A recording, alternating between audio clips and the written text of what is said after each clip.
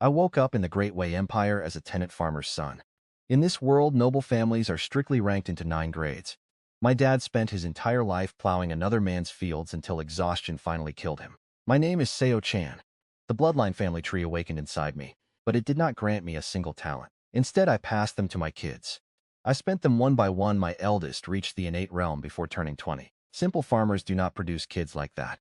But my bloodline does. If that caught your attention, hit the like and subscribe buttons to secure your spot for the next part. Both matter, but every massive fortune always starts in a tiny room. Well, let me show you how it looks. The sun is setting slowly over Dongseo village, and my shadow stretches out in long strides right down the dirt road. I carry a farming hoe resting on my right shoulder, my straw hat pushed back off my forehead. My pants are rolled up to the knee. 2 fat grass carps swing from a sturdy straw loop right in my hand. An entire summer of grueling work turned my skin the color of old bronze, catching the very last fading rays of daylight. Under the huge locust tree at the village edge, Uncle Jin waves a reed fan with the patience of a guy who has nowhere else to be. He spotted the fish before he even saw me, his entire face wrinkling. A loud shout comes my way. He says I had a good haul today. I yell back that he is just sitting out here enjoying the cool breeze again. Blaming the heavens for this brutal heat, he insists only a body built like mine could survive standing under that poisonous sun for so long. I just smile and brush it off. The actual truth is not something I can easily slide into this casual chat. I am just over 6 feet tall with a perfectly proportioned build. Compared to the other men in Dongseo village, nobody would ever call me brawny.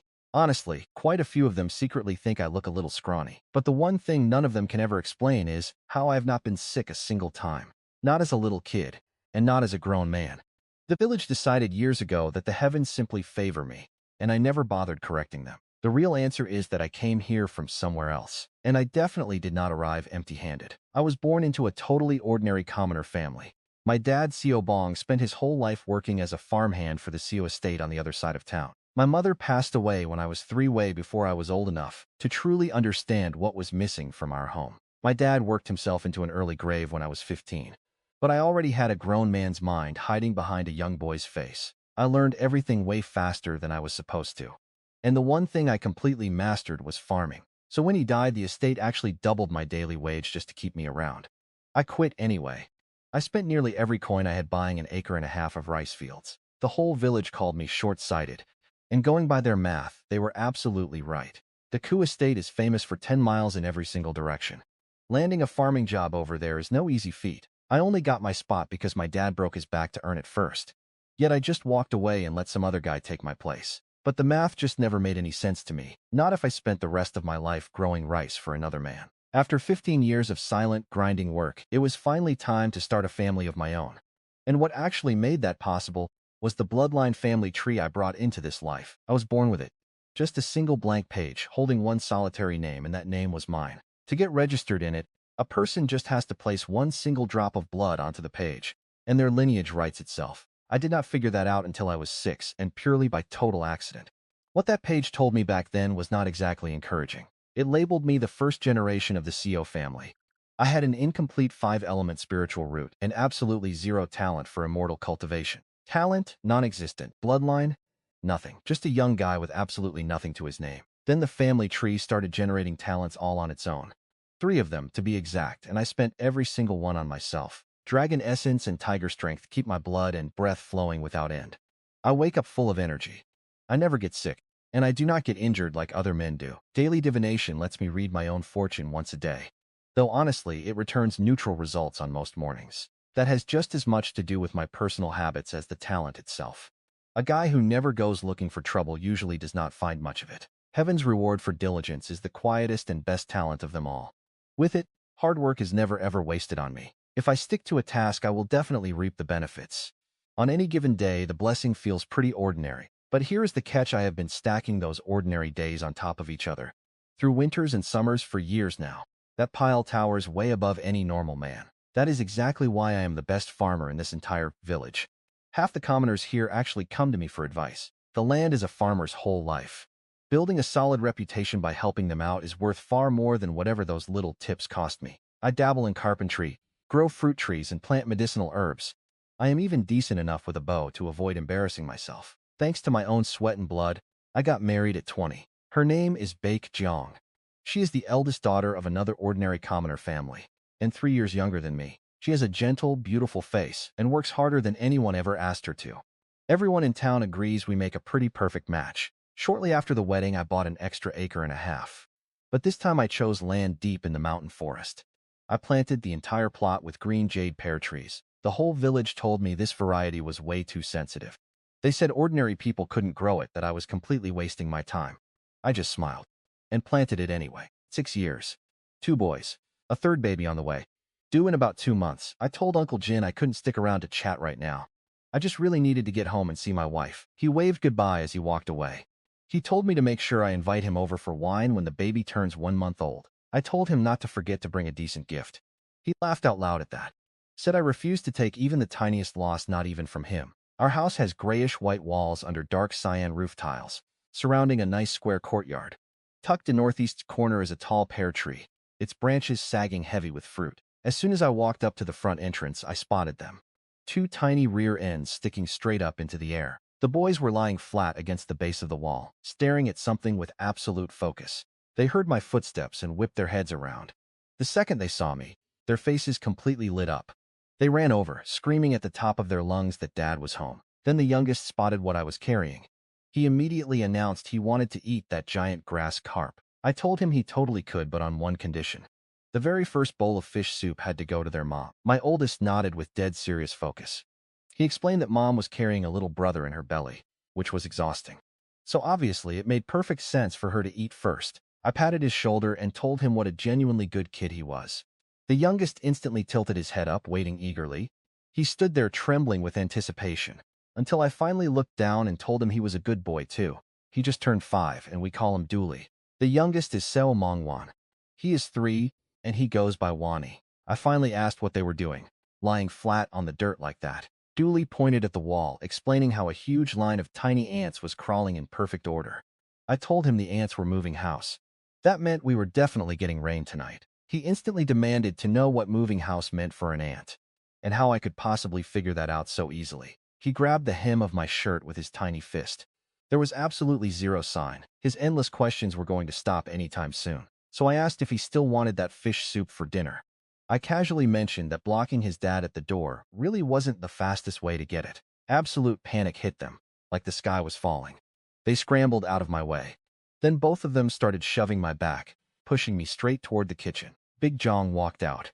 One hand leaned on the doorframe. The other supported the heavy weight of her belly. The creases from her pillow were still stamped right across her cheek. She quickly apologized for sleeping away the entire afternoon, saying she would start on dinner right away. I told her to sit down and rest tonight. The cooking was on me. In the kitchen, I thoroughly washed the rice. Next, I lit the fire, letting the flames catch properly. Then I grabbed my knife to start prepping the carp. I scraped off every single scale, sliced it right down the middle, and thoroughly cleaned out the inside. Once the fish was prepped, I scored 7 or 8 deep cuts on each side so the meat could properly soak up the flavor. Meanwhile, Dooley and Wani hovered by the kitchen doorway, watching everything in complete silence. Their drooling little chins told me exactly how hard that delicious cooking smell was hitting them. I sent Dooley outside to check the chicken coop. He quickly came running back, carefully carrying 2 fresh eggs in his hands like they were a sacred offering. I set them aside to fry up with green onions later. Then I sent both boys back out to herd the chickens inside before dark. Barely a minute passed before Wani started crying. By the time I stepped out, Big Jong already had him over his shoulder, patting his back.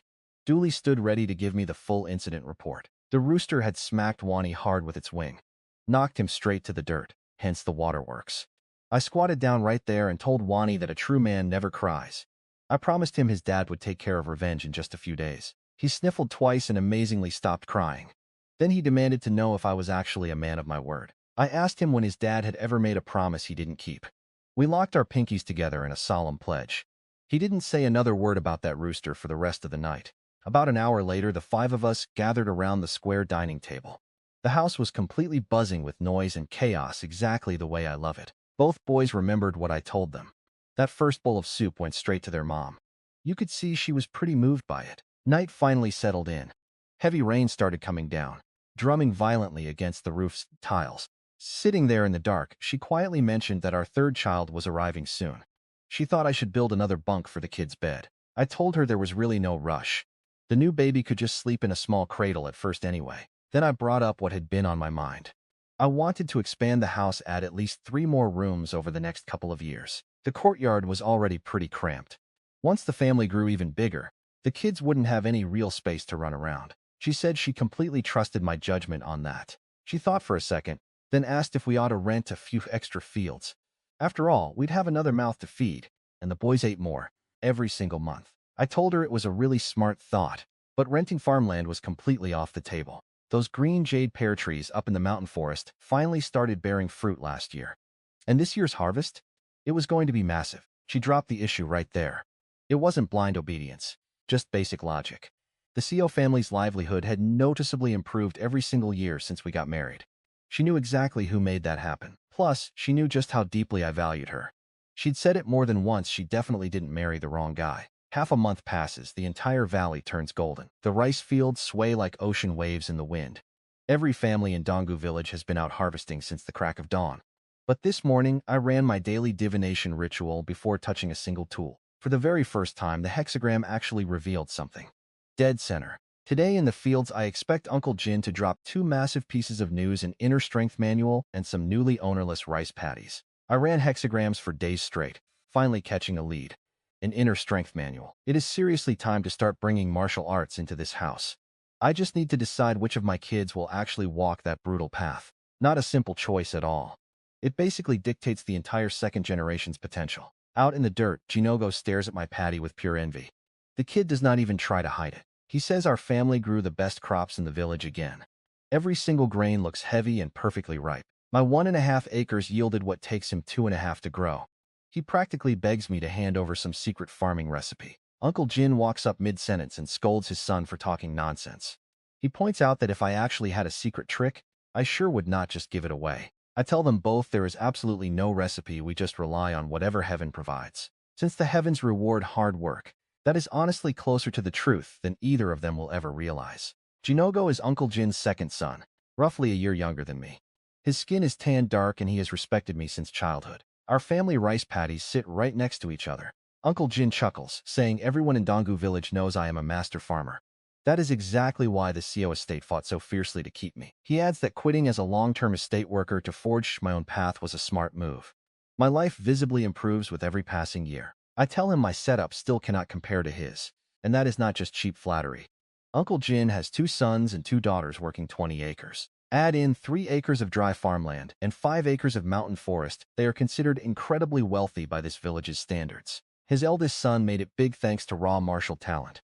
Now a third-rate martial artist, he settled in Chunggang County and married a rich merchant's youngest daughter. So I keep my voice casual, simply asking if Damyong plans to come back to help during the harvest rush. A complicated look flashes across Uncle Jin's face, fierce pride clashing heavily with total helplessness. He mutters that his son Damyong is a martial artist, with his own important business to handle. Every family hides their dirty laundry. He is definitely not going to badmouth his own flesh and blood in front of a neighbor. I let the subject drop. Instead, I honestly admit my envy for Damyong, mentioning my plan to eventually buy an inner strength manual for my own son. I casually ask him to run the idea past Damyong the next time they cross paths. He agrees without a second thought, thumping his chest confidently while complaining about the world getting dangerous. Picking up some self-defense martial arts is never a bad call. He lets out a heavy sigh, adding that if old Yu had thought like that, his whole family would not have been wiped out by midnight robbers. He calls it a real tragedy, which it absolutely is. His tone suddenly hardens, warning me that the martial path burns through serious cash. Without natural talent, throwing money at it changes absolutely nothing. I tell him I completely understand. I bring up old Yu again, calling it awful, then casually wonder out loud what might happen to their empty farmland now. Uncle Jin's eyes gleam. The man loves knowing village gossip before anyone else. He says once an entire family dies out, the government steps in to reclaim the land. The county bailiffs might swing by within a couple of days. He advises me to make my move right away. My kids are growing fast, he notes, and even with my massive crop yields, 1.5 acres just will not cut it for long. Since he read my mind so easily, I dropped the act. I laugh, telling him nothing slips past him. With the family growing, I have been seriously looking to buy up some extra farmland. Peasant or aristocrat, everyone around here treats dirt the exact same way. You never sell your fields unless things have gone completely to hell. Land is the bedrock of any proper household. Even if a family declines for generations, keeping their name on the deed ensures the grandchildren still have a way to survive. That is exactly why buying patties is basically a waiting game. You just wait for a disaster, then show up first with cash in hand. Thankfully, my own luck holds strong enough to play that waiting game. Securing an inner strength manual is actually my lowest priority today. If the manual's price skyrockets, I will just circle back in a couple of years. I know exactly what my family needs to survive first. My nerves run dead calm with this kind of stuff. The gray and white lineage manages both the martial and immortal Dao paths simultaneously, keeping their progression ladders completely separate. Military officials and immortal officials. Cultivating immortality takes serious talent. Maybe 1 in 10,000 has it, and anyone climbing that ladder hits a level far beyond any ordinary fighter. So the immortals easily outrank the military guys, in reality and on paper. Either way, you need power. But more importantly, you need the right connections. Snagging a position like that is just like a government job back in my old life. It is an absolute iron rice bowl. Every fighter and low-tier cultivator in this dynasty wants one. Play your cards right, and a single post can elevate an entire family 2 social tiers in just 20 years. We chatted a bit longer. Then both families went right back to harvesting. My family only owns 1.5 acres of rice paddies. We have worked this field for over 10 days, so there is barely anything left. I hustled and finished up exactly at midday. After lunch, I headed to the threshing floor to lay the harvested rice out. Drying it cuts the moisture so it never rots in storage. Both boys wanted to know exactly where I was headed. When I told them, Dolly looked up, clenched his tiny fist, and with pure determination declared he was coming along to help. I patted his head, telling him Dolly had to help his dad. A child that smart is a true blessing, I know that perfectly well. Then Wani piped up in his soft, innocent little voice he was coming too. So I just told them both to lead the way. The threshing floor was absolutely packed. Everyone who saw me arrive with the boys had something nice to say about how polite and hard-working they were. I threw some compliments right back at their kids doing the usual parent small talk. But eventually, they are just children. They only worked for a tiny bit. Soon enough, something else caught their eye, and they completely vanished without anyone even noticing they left. Dolly is sensible enough, so I was not particularly worried about them. But when they finally came back covered in mud from the knees down, I scolded them anyway, just on principle. I stripped their clothes off, dunked them in the wooden barrel, and handed the entire problem over to Bake Young. Those two splashed so much water out of the barrel that most of it ended up soaking her clothes. Later that night, the sky was completely packed with stars, and the breeze finally carried a real chill. By the very next morning, the fortune reading looked incredibly promising. Around mid-morning, the chief secretary of Chung County arrived at the Dongseo village entrance. It looks highly likely I am buying 8 acres of rice paddies today. 8 acres. I ran the numbers in my head before making a move. 5 acres of farmland feeds over 12 people, so the leftover cash from this purchase can easily fund an inner chi manual. Plus, combat manuals are not all identical. The gap between top-tier classical styles and the cheap junk is absolutely massive. I suspect the prices offered to commoners get jacked up on purpose.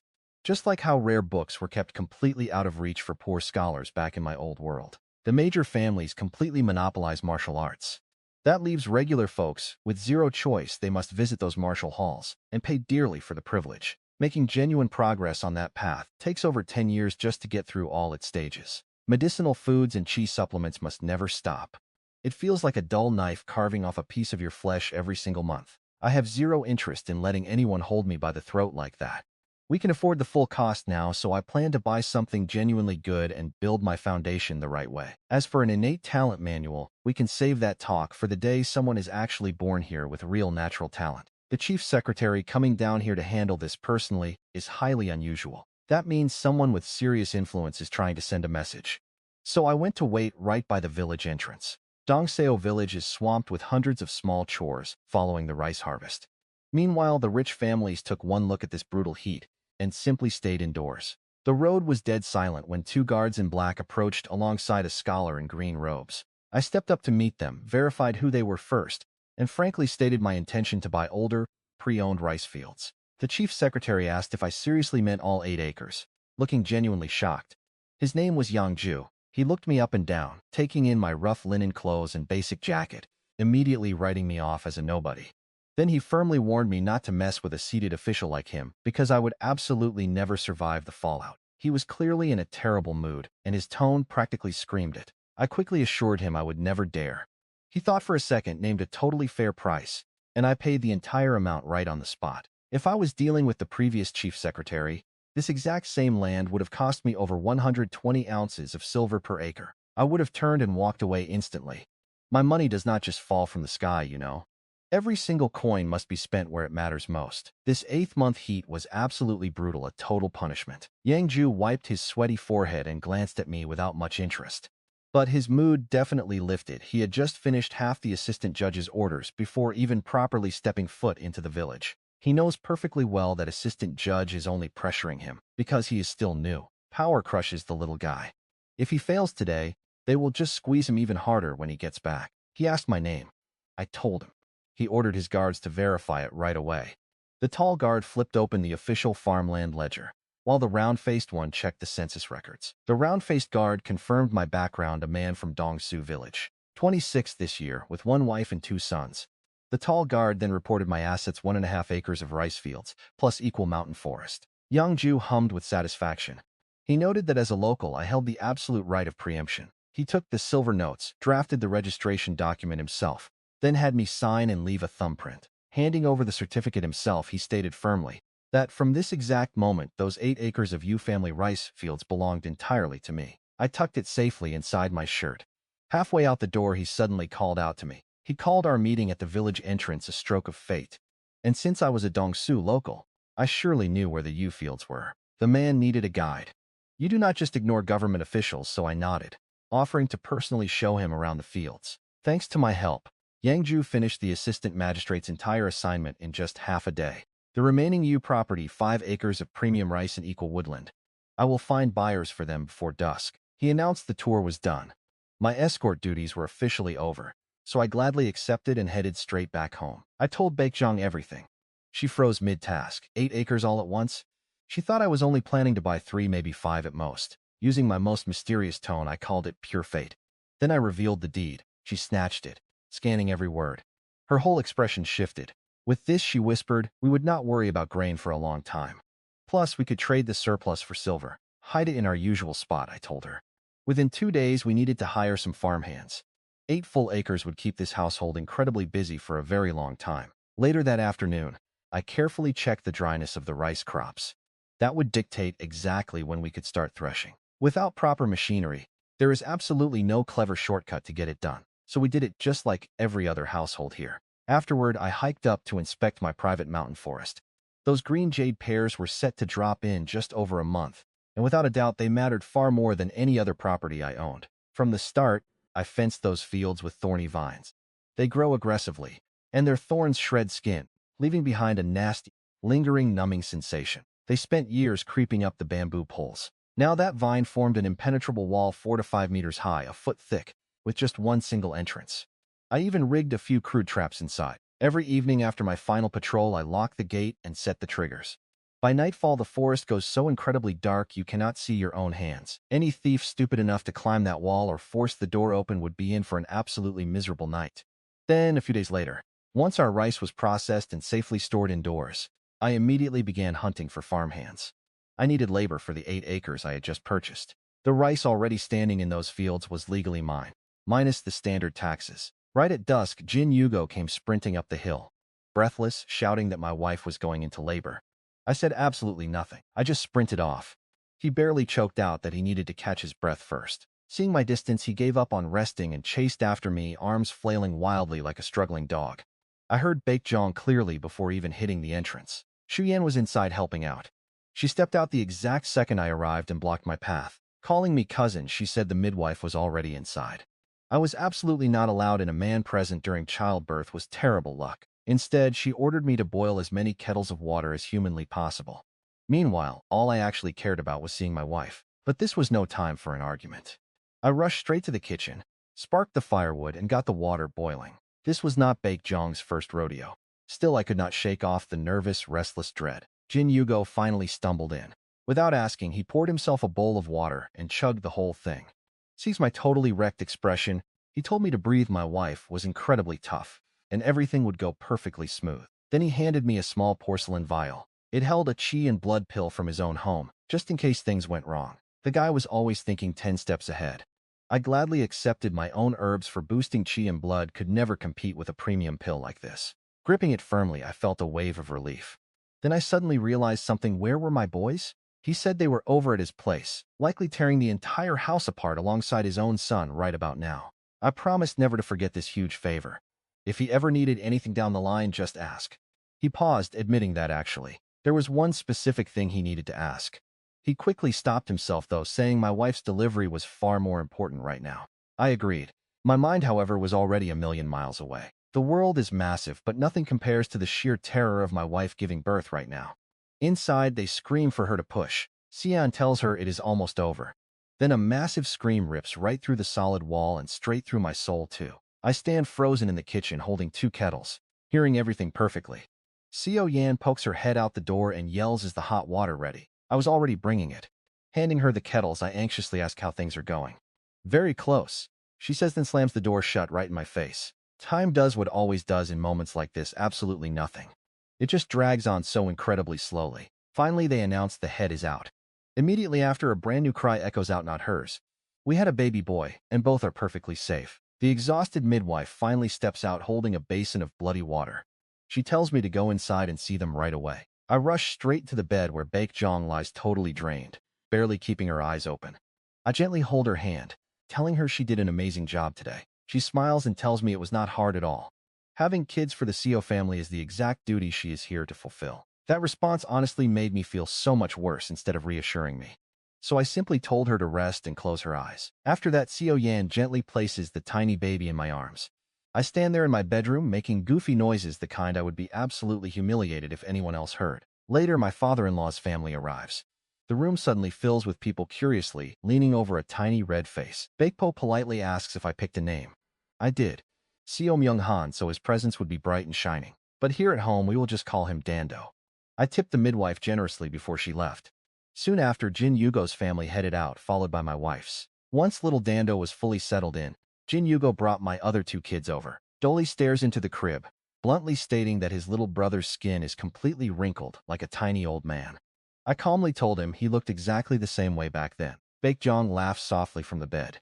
That Qian blood pill had already restored the color and life to her face. She now has enough strength to actually want out of bed, which I absolutely refused to allow.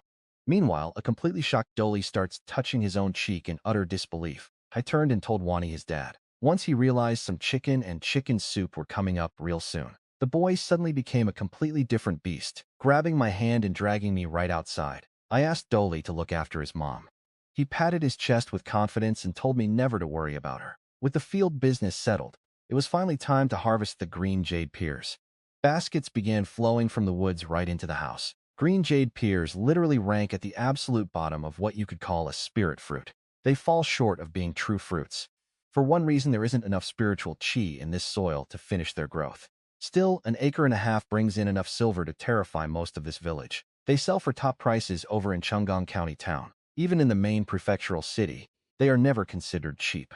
The only issue is Chunggang County is 180 miles away, and bandits swarm that route so often I just refuse to risk it. But the bigger problem is that my former boss took a very clear interest in these pears. So last year, I took the initiative, went to them first, and sold the entire crop willingly.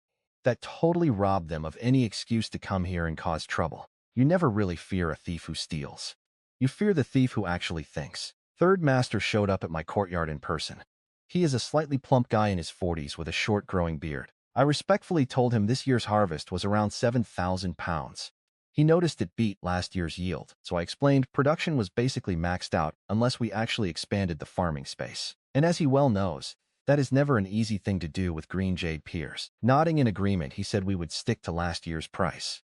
I told him that was no problem. He ordered his men to start weighing right away, confirming that if the numbers matched perfectly, the silver payment would be settled on the spot. The estate servants handled the weighing, and it did not take long at all. Standing beside Third Master Seo the whole time was a young man in fine brocade, glaring intensely at those baskets. And when he finally turned that burning glare toward me, it was filled with pure contempt. The weight was completely accurate, swapping goods for money, right then and there. Afterward, Third Master mentioned my skill was genuinely impressive, asking if I was ready to sell the secret recipe for growing green jade pears to the estate for a massive price. I told him I had experience, but absolutely no secret recipe. Then I added that if he desperately needed it, I would share every little detail I knew. But I just got lucky, and I could never promise the trees would survive a second planting attempt. Then I laid out the final piece where he could see it clearly. Wasting 6 or 7 years just to end up with nothing. That wouldn't only disappoint Third Master, It would completely stain my dead father's name. He lowered his head, thought about it a bit, then smiled and said it was just a question. He had other business and excused himself. I walked the group down to the road, watching until they were completely out of sight. Only then could I finally drop my shoulders. Once they fully cleared the gate, the silk-wearing youth finally spoke what he was holding back. He wants to know why his dad acts so polite to a mere commoner. He reminds him I was just a simple farmhand living off their estate for years. Then he wonders why they don't just take the recipe by force. I surely wouldn't dare refuse. His father asks if he really thinks the Seo clan holds absolute power over Dongseo village. Third Master Seo turns toward his eldest son. The sheer disappointment on his face is impossible to hide. He tells him to forget the recipe completely. Farming green jade pears is actually an insanely difficult thing to master. The only people known to possess this secret method are a few massive noble families out in the provincial city. Does his son honestly believe one guy figured it out in just a few years? He admits I was right about one thing. Wasting 7 or 8 years plus a mountain of effort and cash for 0 results just isn't worth the trouble. Ready pears sit right here. We can flip them in the neighboring town to score hundreds of silver ounces in pure profit. He asks if he can name an easier way to make a quick buck. The son admits his dad makes total sense. Seeing the kid still wasn't completely sold, Third Master Seo warned him to never underestimate me. He pointed out that I had personally caught his great-grandfather's eye. Then he drops the heavy truth. The Seo family survives on its credibility alone. If his son ruins that reputation over a few pears, he will show absolutely zero mercy. Since the old master died, the clan hasn't produced a strong leader. They simply survive on past glory and old foundations. The clan is full of descendants who just slack off all day. The entire situation is quietly spiraling straight downhill from the inside out. Baekjong wants to know how sales beat last year's numbers. I tell her these pears are far from ordinary, and the county town demands massive quantities. I flash the silver bills. She clutches her chest. Says she can finally breathe again. She was terrified the family would just confiscate everything. I tell her that shouldn't happen, though the future stays blurry. She asks what I mean. I tell her Seodu, Third Master Seo's eldest son, already seems to be plotting something. Panic instantly floods back into her face. She asks what we're supposed to do next. I grab her hand and tell her not to worry. Third Master Seo is a rational guy. He won't sacrifice a legacy the family spent generations building just for fruit. She calls me amazing. Then she finally confesses the heavy secret that's been dragging her down this entire time we've been talking. She says our own household could become a noble clan one day. Exactly like the big family's current massive status. I'll walk over to Jin Ogu's place to settle the pill payment. I find him lounging in his yard under the roof eaves. Farming season is totally over, leaving him with absolutely zero chores left to handle. He jumps up the second he spots me. He asks why I'm here instead of home with my wife. I tell him I gave her the pill, and she's practically healed. He calls his kids outside. Dino and Pang Pang step up and greet me perfectly. I call them good kids, then send them right back inside to keep playing. I pull out 100 silver bill and hand it over. Confused, he asks what the money is for. I tell him it's for the chi and blood pill. I know its real cost. Without solid connections inside the martial arts hall, you can't buy one at any price. I tell him to take the cash, or else he can stop calling me Brother Qian forever. That instantly shuts down his argument. He takes the cash in silence. Once he tucks it away, I ask what he actually needed my help with. He hesitates for a very long time before finally spitting it out. Turns out, his older brother wants to trade a special inner strength manual for my green jade pear farming method. Back when I first wanted to plant them, not a single person in this village thought the idea would actually work. Last year, when rumors spread about me selling a massive batch to the Seo clan, everyone finally realized I had actually succeeded. Envy has been running wild through Dongseo village ever since. I ask if this is Uncle Jin's big idea. He wildly waves his hands, claiming that is absolutely false. He says his dad totally disapproves. This whole scheme comes strictly from his older brother. Apparently his brother heard I own an acre and a half of green jade pears, pulling in pure silver profits every single year. His voice keeps dropping until he cannot even meet my eyes anymore. He feels totally miserable about the situation. He's been terrified of his older brother since they were kids. Now that the guy is a real martial artist, the fear is way worse. So here he is, pitching this crazy demand. He begs me not to get mad, swearing he only mentioned it by accident. He admits he honestly regrets even bringing up his brother's request. This farming is my family's entire foundation. Trading all that for some manual would be a brutally unfair scam. I think about Seo Yan while he keeps talking. Jin Ogu is completely honest, and his wife is razor sharp. She isn't the type to waste a single breath on anyone without a very solid reason. Technically, she could call me her cousin. But we both know just how fragile that bond really is. The formal ties between our families faded generations ago. and we've barely spoken since my grandfather's era. Her family had money. They moved to Zhangyang County town and ran a couple of shops inside the walls. Before marrying Jin Yugo, she had absolutely zero connection to my family. Bumping into each other just meant a quick nod and some weather small talk. I didn't even know we were related back then. Then last year she started visiting. Suddenly we were relatives. So I told Jin Yugo a trade wasn't completely impossible, mostly for his and Uncle Jin's sake. His face lit right up, asking if I was actually serious. I told him to let me finish first. I had conditions. First, Uncle Jin has to witness it so everything stays totally fair. Both sides must agree on their own. Second, just like training from an inner strength manual, a 50 or 60% chance doesn't guarantee success.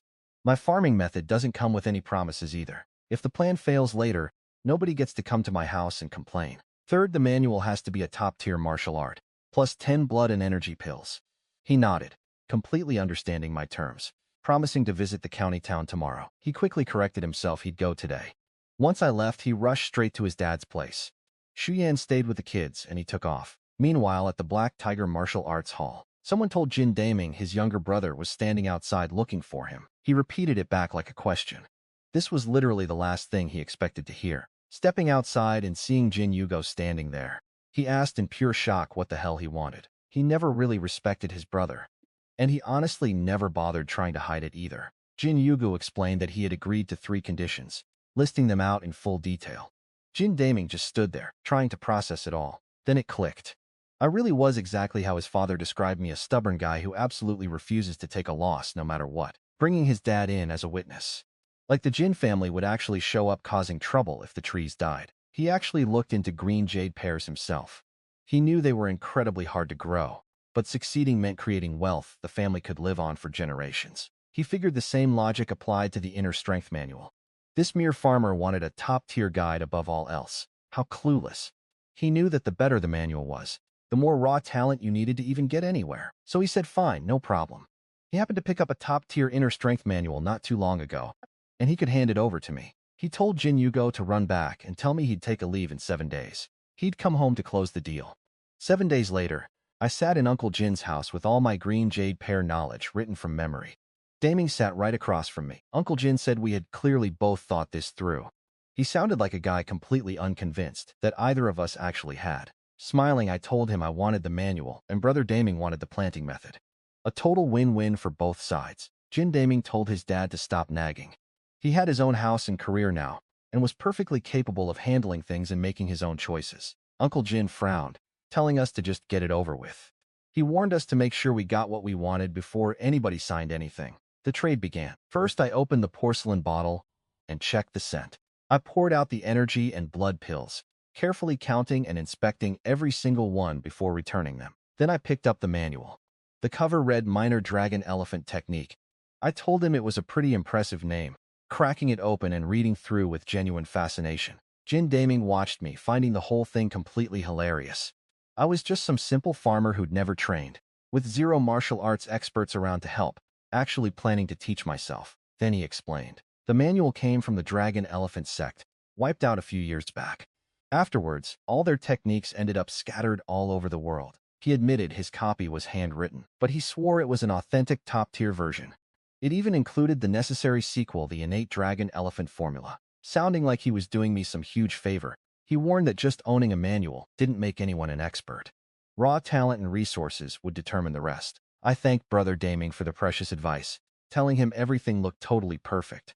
No problems on my end. He flipped through my papers, seeing all the precise details inside. It had full guides on picking sites, humidity, climate, and fertilizer. He declared he had 0 issues either. Uncle Jin quietly grabbed his pipe, took a deep drag, and slowly exhaled a steady swirl of smoke. He told us to sign and leave our thumbprints right away. We did. After I left, Jin Daming asked his dad to make a second copy. Since the family owned mountain forest, they could try their luck at farming too. Uncle Jin completely refused, saying Jin Yugo could just copy it for him instead. He added that I was a pretty sharp guy. If I personally admitted my comprehension level wasn't great, then the actual chances of this succeeding had to be incredibly low. He just didn't have the energy for it anymore. His son replied that he was giving me way too much credit. The world was already packed with genuinely extraordinary people. He confidently added that with these precise notes, plus a few men in Zhang County who actually understood fruit trees, he refused to believe farming them was impossible. In fact, quite the opposite. Guess I completely overestimated myself thinking I could just learn martial arts. He asked his dad how easy the lesser dragon and elephant technique actually was in his opinion. Uncle Jin asked if the manual was completely fake. His son replied it was definitely real, since he spent so much silver on it. That completely put the old man at ease. He placed one hand behind his back, grabbed his pipe and got ready for a walk. On his way out, he mentioned he could clearly see that both his son and I were scheming our own little plans. Over the last 12 years or so, he had never once seen me walk away as the loser. Jin Damyoung kept a straight face, just thinking to himself how his old man really had not seen many people lately. He wondered what kind of imposing figures a tiny village like Dongseo could even produce. The basic outline for the lesser dragon and elephant technique was just 4 lines.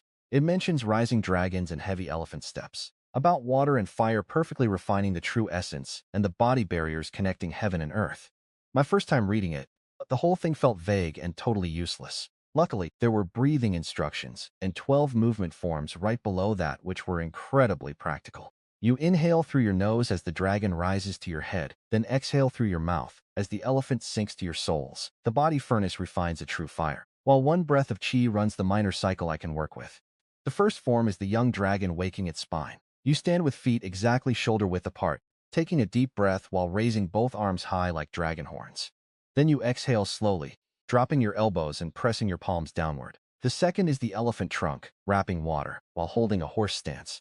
Your right arm twists upward like an elephant trunk as you inhale, then strikes hard down across your body on the exhale. The third form is the fire dragon swinging its tail, and it just keeps going like that. I trained for days straight with practically zero progress.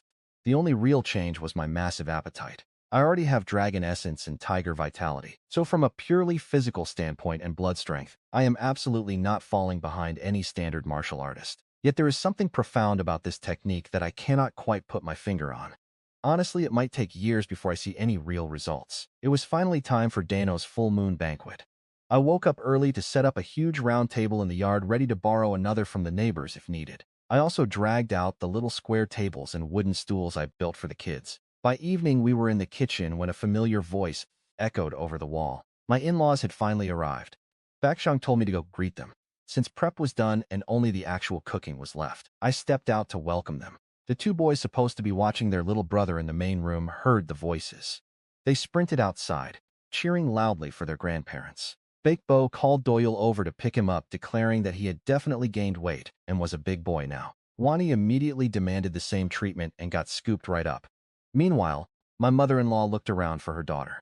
Finding her in the kitchen, she rushed over to help, leaving just the 2 of us alone to chat. Bakebo and I walked into the main room to check on a sleeping Dando and rock the crib.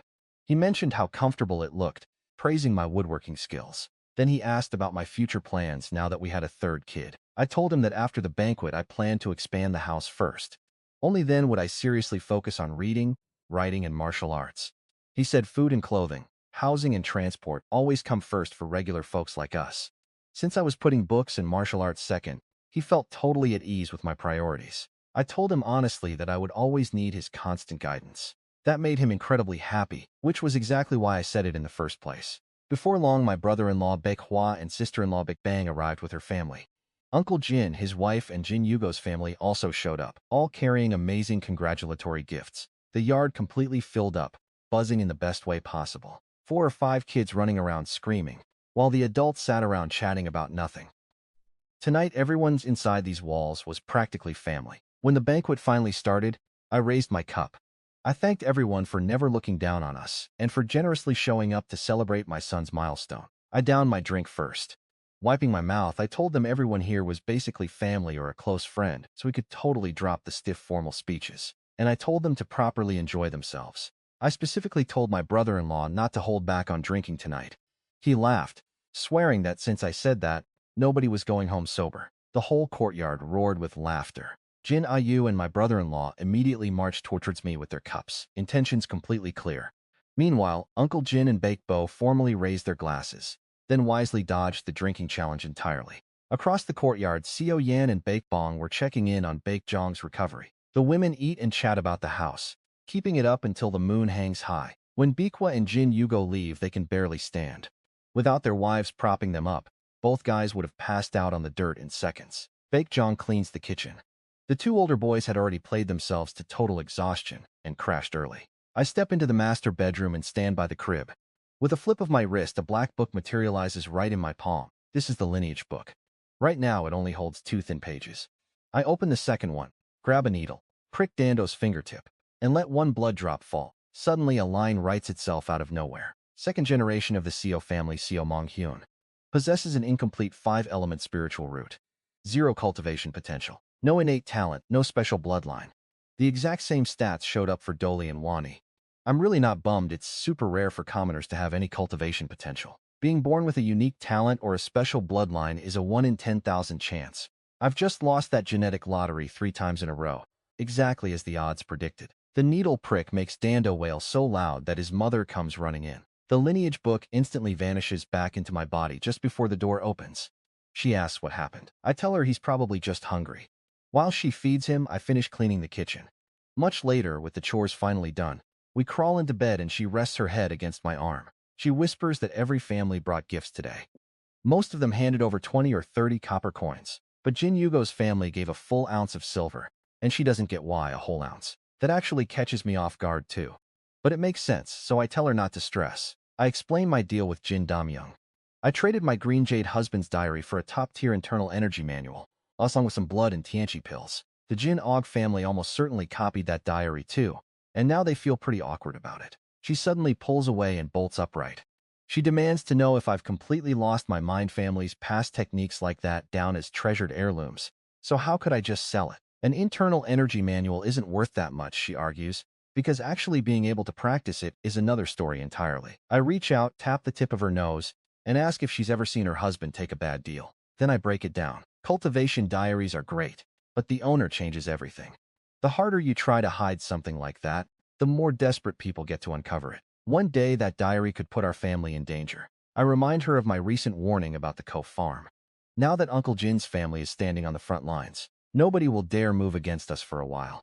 They'll all just sit back and watch if the Jin family can actually grow those spirit trees. If the Jins fail, the whole village drops the idea. If they succeed and people still want the method, I'll just sell the diary again. She sighs, muttering that I'm way too clever for my own good. I decide it's probably best not to argue with her on that. The next morning, I start teaching the older boys their characters. We tackle the primer book line by line. I even made 2 copies so they each get one, plus a tiny set of custom tables and chairs so they can actually sit comfortably. I read a line. They find it on the page, then repeat it back to me. Their little voices echo across the courtyard.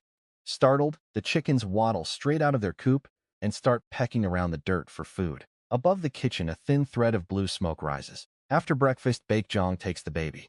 I supervise the boys as they copy characters, drawing line after line with total absolute focus. I also start upgrading the house, drafting design, gathering materials, hiring laborers. Honestly, I'm having a blast. I still make time to walk the forest fields every day, checking on everything and pulling up the weeds. Then I spend a full hour practicing the minor dragon and elephant technique. The heavens reward hard work, blessing only those who keep pushing. A month and a half later, the house is unrecognizable. 5 main rooms, a central hall, and a massive half-acre courtyard. We're officially upper middle class here in Dongho Village. A new home demands a celebration, meaning another banquet, and naturally more gifts. Just like that, the years slip by, quietly but all at once. Then comes the year-end sacrifice. Between my daily lessons and Baekjong's constant supervision, Dolly masters every character in the primer. He can write half of them purely from memory. Wani is younger, so he's still just learning to recognize them. After the sacrifice, I finally decide to grant Dolly a destiny talent. When the second generation was born, the lineage book unlocked another page. 5 brand new destiny talents materialized right along with it. Innate divine strength, seeking benefit and avoiding harm. And finally, the path of making money. The last 2 are Hawkeye and Whispers of All Spirits. All 5 talents are unclaimed, meaning I can take them all. The thought hit me and vanished almost instantly. Even if I claim them all, I am immortal with no extra body to use them. I already hold 3, and one of them is practically useless to me at this point in life. If a clan wants to grow and thrive, its power must be shared among everyone and pointed toward a single goal. That is the only path that lasts. So I called in my eldest son and dropped my usual kindness. I told him he is the rightful eldest son. He will shoulder this entire family, so his father is preparing him for martial arts. I asked if he objected. He felt the air grow heavy. He simply lifted his little face and stared straight at me, completely unblinking. He replied his father taught him countless principles these past few months, and Dolly understands them perfectly. He swore to follow my instructions perfectly and be a great role model for his little brothers. He said he would never shame the Seo family and would never make his father lose face. I pulled out the family registry and told him to bleed onto it. The main hall was completely empty. Nobody else was allowed past that door. He trusts me blindly. He did it without a single question. The page drank his blood. He looked shocked but stayed entirely silent. I told him to kneel, close his eyes, and repeat after me. I taught him our clan prayer to the ancestors. It speaks of offering faithful sacrifices, a virtue passed down through the generations. Then it asks the spirits to descend and protect our family name. He repeated it line by line. As the ancient ancestor and true holder of the registry, I can grant myself a talent directly, but others need proper rituals. And when I oversee the ritual myself, I get to choose the granted talent. Otherwise, the registry just picks at random. When Dolly finished praying, I felt a transparent thread link him to the book. The registry glowed faintly and started granting a random trait, but I stopped it. I pressed my finger between my little boy's eyebrows and gave him both talents at once, innate divine strength and Hawkeye, since he is walking the martial arts path. Any talent supporting this journey belongs to him alone. Innate divine strength will push him past ordinary human limits every single year, slowly rebuilding his tendons and bones to handle the strain. And Hawkeye does exactly what it sounds like. It makes his vision sharp enough to instantly break down and analyze anything he looks at. With both of these incredible gifts inside him, the weapon my son will eventually master is the bow. It is the only logical choice. He opened his eyes and looked for the black book, finding nothing. I asked how he felt. He said a coldness hit his forehead and completely stopped. Then he wanted to know the true meaning behind those words. I told him it is our clan prayer to the ancestors, asking for peace and prosperity. He must carve it into his memory and pass it down forever. He said he understood, Father. I just stroked his hair and explained exactly what the rest of his life would look like starting tomorrow. Waking up early for martial arts and archery with me, then reading and writing with his brother. Then he shadows me through the fields in the mountain forest. I am not asking him to be a master at farming, but he must understand it well enough to make crucial decisions when the time comes. Any leftover time goes straight back to martial arts. I asked if he could handle it. He just said Dolly can. A sudden ruthless edge crossed his little face. I didn't plant it there, but I am thrilled to see it. Between my example and strict orders, he became a boy fully capable of surviving the absolute worst. Aside from studying with his brother, he spends most of the day beside me, learning everything I know and how to command absolute respect. Wani felt completely left out and picked a fight to join us. I refused immediately and gave him a very sharp, strict warning. His older brother stepped in and promised Wani he could sit and watch whenever Dolly trained in the courtyard. That was enough. Ever since then, the boy spends all day waiting for his brother to come back. A few nights later, Baekdung pointed out our son is only 6. She asked if I was pushing him too hard. She said he looked completely exhausted these past few days, and it genuinely broke her heart to see him like that. I told her that since my wife insists on being the soft mother, her husband is forced to play the strict father. If both of us pamper him all day long, I really want to know what kind of man we expect him to grow into. She admitted I might be right, but I raised my hand and stopped her. When cruelty is required, you simply cannot flinch. The worry never left her eyes. So I softened my tone. Our Dolly is incredibly stubborn. I told her he is exactly like his father. Once he pushes through this rough patch, he will adapt. Within a few months, his talent will shine anyway. He told her we aren't hurting for silver right now, so there's zero reason to cut back. From now on, meat goes on the table every single day. A kid practicing martial arts absolutely needs it. She said she understood. Next morning, the darkness hadn't fully lifted. The eastern sky just started turning this pale blue-green color, almost like a crab shell. Out in the courtyard, my cotton shirt was completely soaked dark. My breath shot out like thin white arrows. My boy stands beside me, copying the moves with little lotus root arms. The results look completely tangled up. I pause to correct him when needed, praise him when he does well, and point out his mistakes with zero sugarcoating. He has this steady, unflinching look in his eyes. Whatever he feels about my corrections, he swallows it completely. Half an hour later, we wash up and hit the books. 2 clear, distinct kid voices cut right through the thin mist, chasing sparrows away from the eaves. Just another day with plenty more exactly like it. 3 years pass. Dooley is 9 now. Standing almost 4.5 feet, he looks like a young man instead of a little kid. He mastered the breathing style and the 12 lesser elephant dragon forms. He practices them completely on his own now. If I had to pinpoint the biggest change, it's the sheer power in his eyes. Innate divine strength is definitely not a joke. Grown men in this village can't even match my 9-year-old boy. His gaze grew so sharp and intense, it actually makes people nervous. Kids his age stay dead silent around him. Even the adults do too, whenever they catch his stern expression. That stare cuts like a blade. But he keeps it sheathed almost constantly. He watched me and smartly figured out the value of staying calm and steady. Come March, after the spring rains, the whole valley instantly wakes up. The washed soil turns a rich, glossy brown. Along the field edges, shepherd's purse plants hold fresh water drops on their new leaves. Egrets circle over the flooded fields, diving down to snatch up silver carp. Field mice creep out of wet haystacks to steal fresh pea shoots, while the old yellow guard dog chases them off. All across this huge flooded space, villagers in bamboo hats bend over to replant seedlings. Their bare feet squelch loudly as they pull them from the mud. I work the flooded field. Dooley's right beside me planting seedlings. Wani trots down the hill lugging a big teapot and 2 lidded cups. He announces his mom sent herbal tea for us. I tell Dooley to come ashore and rest. He says he isn't tired, the row is almost done, and he'll break once he finishes this side. I say suit yourself, then head up, grab the cup he poured, and down most of it instantly. Wani watches his brother work, genuinely impressed by how incredibly serious he is. I tell him, unlike some monkeys I know, who can't sit still for even a minute, he sticks out his tongue mockingly, laughs out loud, and suddenly announces he's going to help too. He ditches his shoes, rolls his pants up, and wades toward his brother, yelling that he's here to help. Dooley looks up and smiles, thanking him but warning him to walk slowly so he won't fall. Standing on that hill watching them, I just felt perfectly content. My oldest boy is steady and composed, anchoring this family just like a towering mountain. He's the perfect heir. Meanwhile, my middle boy is loud and restless, fast, sharp, and flexible in ways his older brother just isn't. And the youngest is just 3, running everywhere on his own 2 feet, totally thrilled with life. 3 years into practicing the lesser elephant dragon technique, every single session now sends a thread of heat straight through my body. That's true internal power. Hitting the 3rd rank as a martial artist means opening 36 pressure points. Right now, I've unlocked about 30 of them. The manual says unlocking all 365 pressure points puts you at the absolute peak of Huqian. Your inner power cycles infinitely, constantly refreshing itself. 1st rank needs 300 points. The 2nd takes 108. Dooley's slower, having opened only 20. His edge is his youth. Opening pressure points early doubles the benefits, so him surpassing me is basically guaranteed. Oh, and now Wani's splashing around too. Midday hits, and planting is done. We walk home feeling totally satisfied, met by an incredibly delicious smell right at our gate. Chicken soup. Wani says cooked carp too. Then his stomach lets out a loud, easily heard rumble. Dandu spots us and yells inside that Dad and Big Brother are back. He runs straight to me. Wani rubs his head, asking what about me. Dandu snaps back that Wani always takes his stuff, so he won't call him anything at all. He turns around, happily shouting for his older brother instead.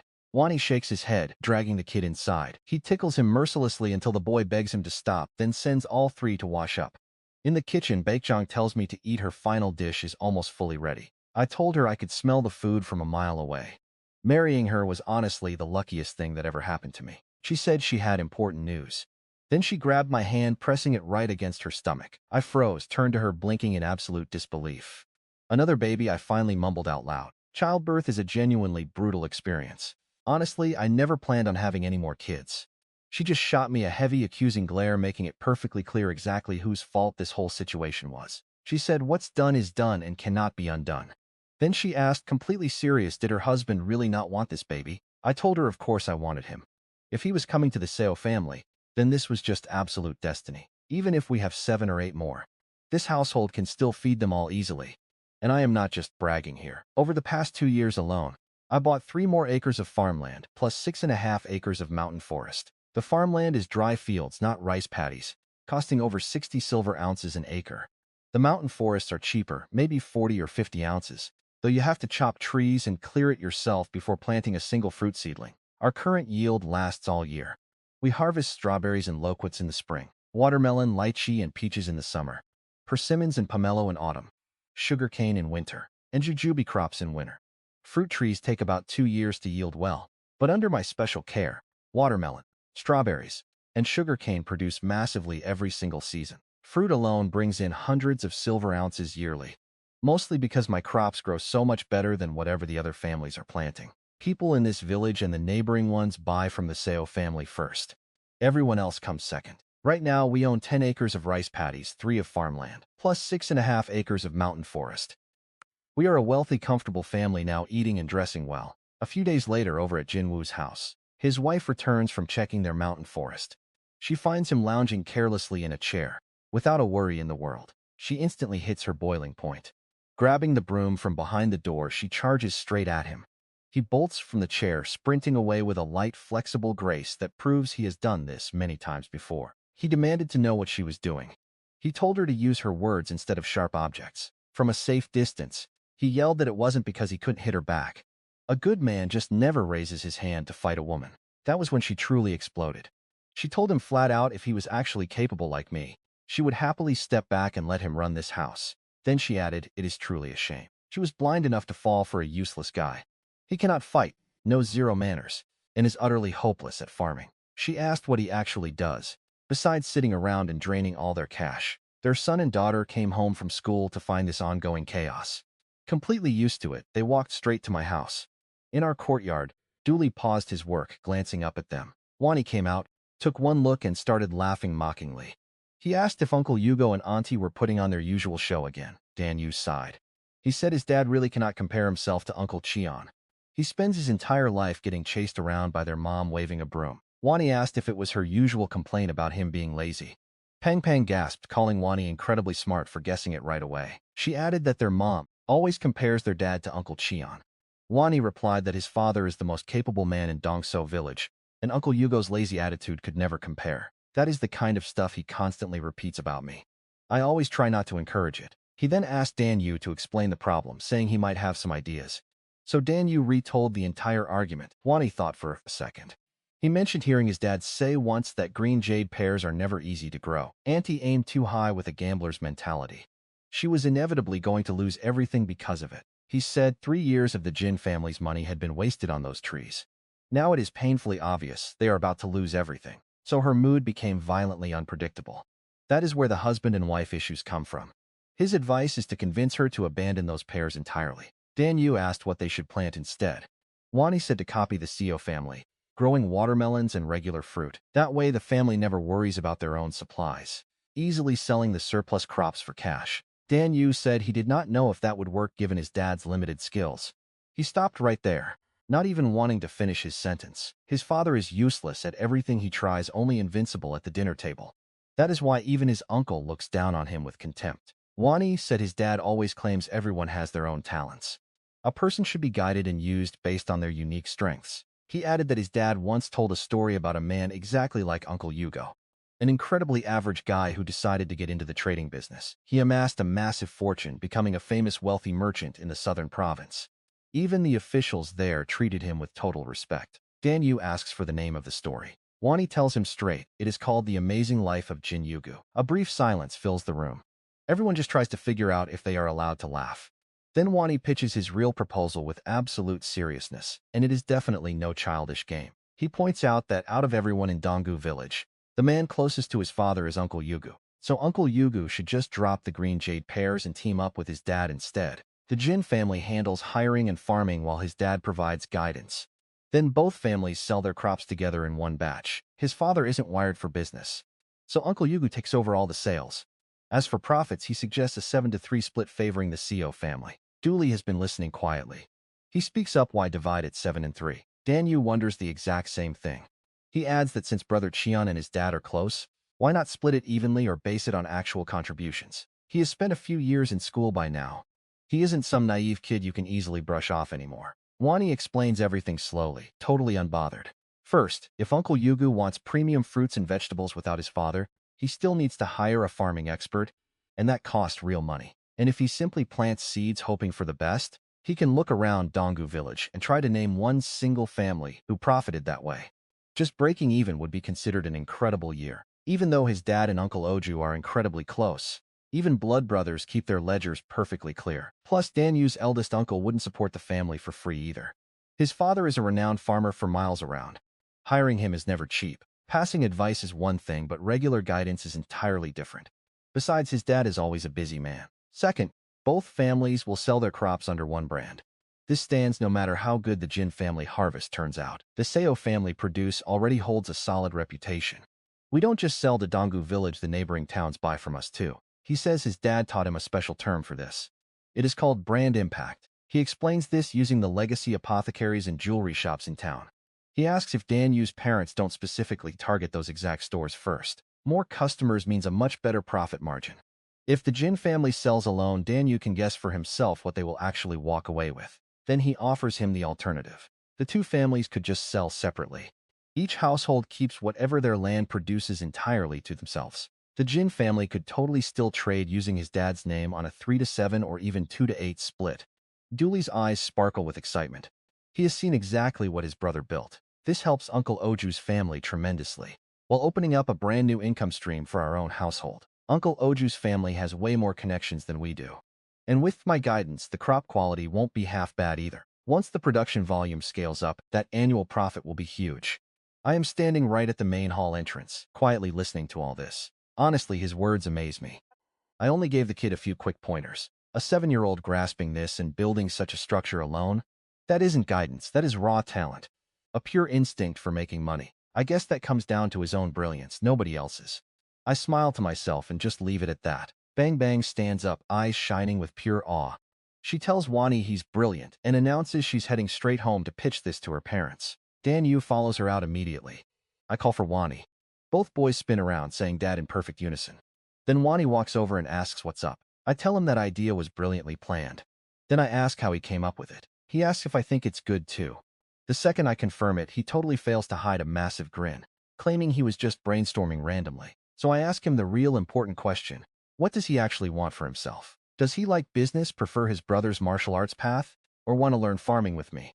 He considers this with deep honesty. He admits he learned martial arts from his brother because it looked fun, but later realized how brutal that path truly is. He just can't keep up with daily training like his brother does. And farming, he adds, doesn't really suit him either. Then he admits that if he had a choice, he would definitely choose business. Because what he genuinely loves most is counting money. I tell him to follow me. I order Dooley to stand guard outside and let nobody in. Meanwhile, at Jin Yugu's house, the adults have completely calmed down. The kids are busy repeating Wani's pitch. Jin Yugu slaps his thigh in sheer excitement. He calls the method brilliant. By following Brother Qian's footsteps, they can never lose. Then he marvels at the wildly creative way Wani's mind actually works. Only 7 years old, armed with such genius ideas, he figures it comes naturally from being around me, since I was always a deep thinker too. Seo Yan lets out a scoff that sounds like a laugh. She notes only a reckless fool agrees to something before thinking it through. He asks what is wrong with it. Can she seriously reject such an incredibly profitable deal? She told him it was his own fault for blowing everything on Brother Qian's green jade pears. 3 whole years of sweat and cash completely wasted in the dirt. She asks what they even gained, apart from some half-dead saplings. Her ultimatum is clear: if you aren't ready, we just split the family property and call it quits. She'll just work with Brother Qian herself, leaving him to stand guard over his precious pear trees. She knits her brows hard enough to crease the bridge of her nose. Then she stops mid-sentence, silently running the numbers. In just a few short years, she lifted the Seo family right past Jin Yugu. Meanwhile, I am steadily catching up to her in-laws' status. And once that old man is gone, Jin Yugu isn't the eldest legitimate son. He gets a tiny cut, nothing more. But by linking up with the Seo family, a genuine path to wealth suddenly opens up. The issue is, she doesn't hold any special weight with me. We might call each other cousins, but we both know how thin that blood really is. Distant relatives practically mean nothing compared to a neighbor you actually trust. So her tone completely shifts, turning much softer. She claims she never refused him. It was just childish bickering, and they still need her cousin's actual approval anyway. She tells him to fully map out the partnership and profit split first. Only then should he approach her cousin properly. He shouldn't just show up empty-headed, nodding along like some total idiot. She firmly reminds him he is pushing 30 now.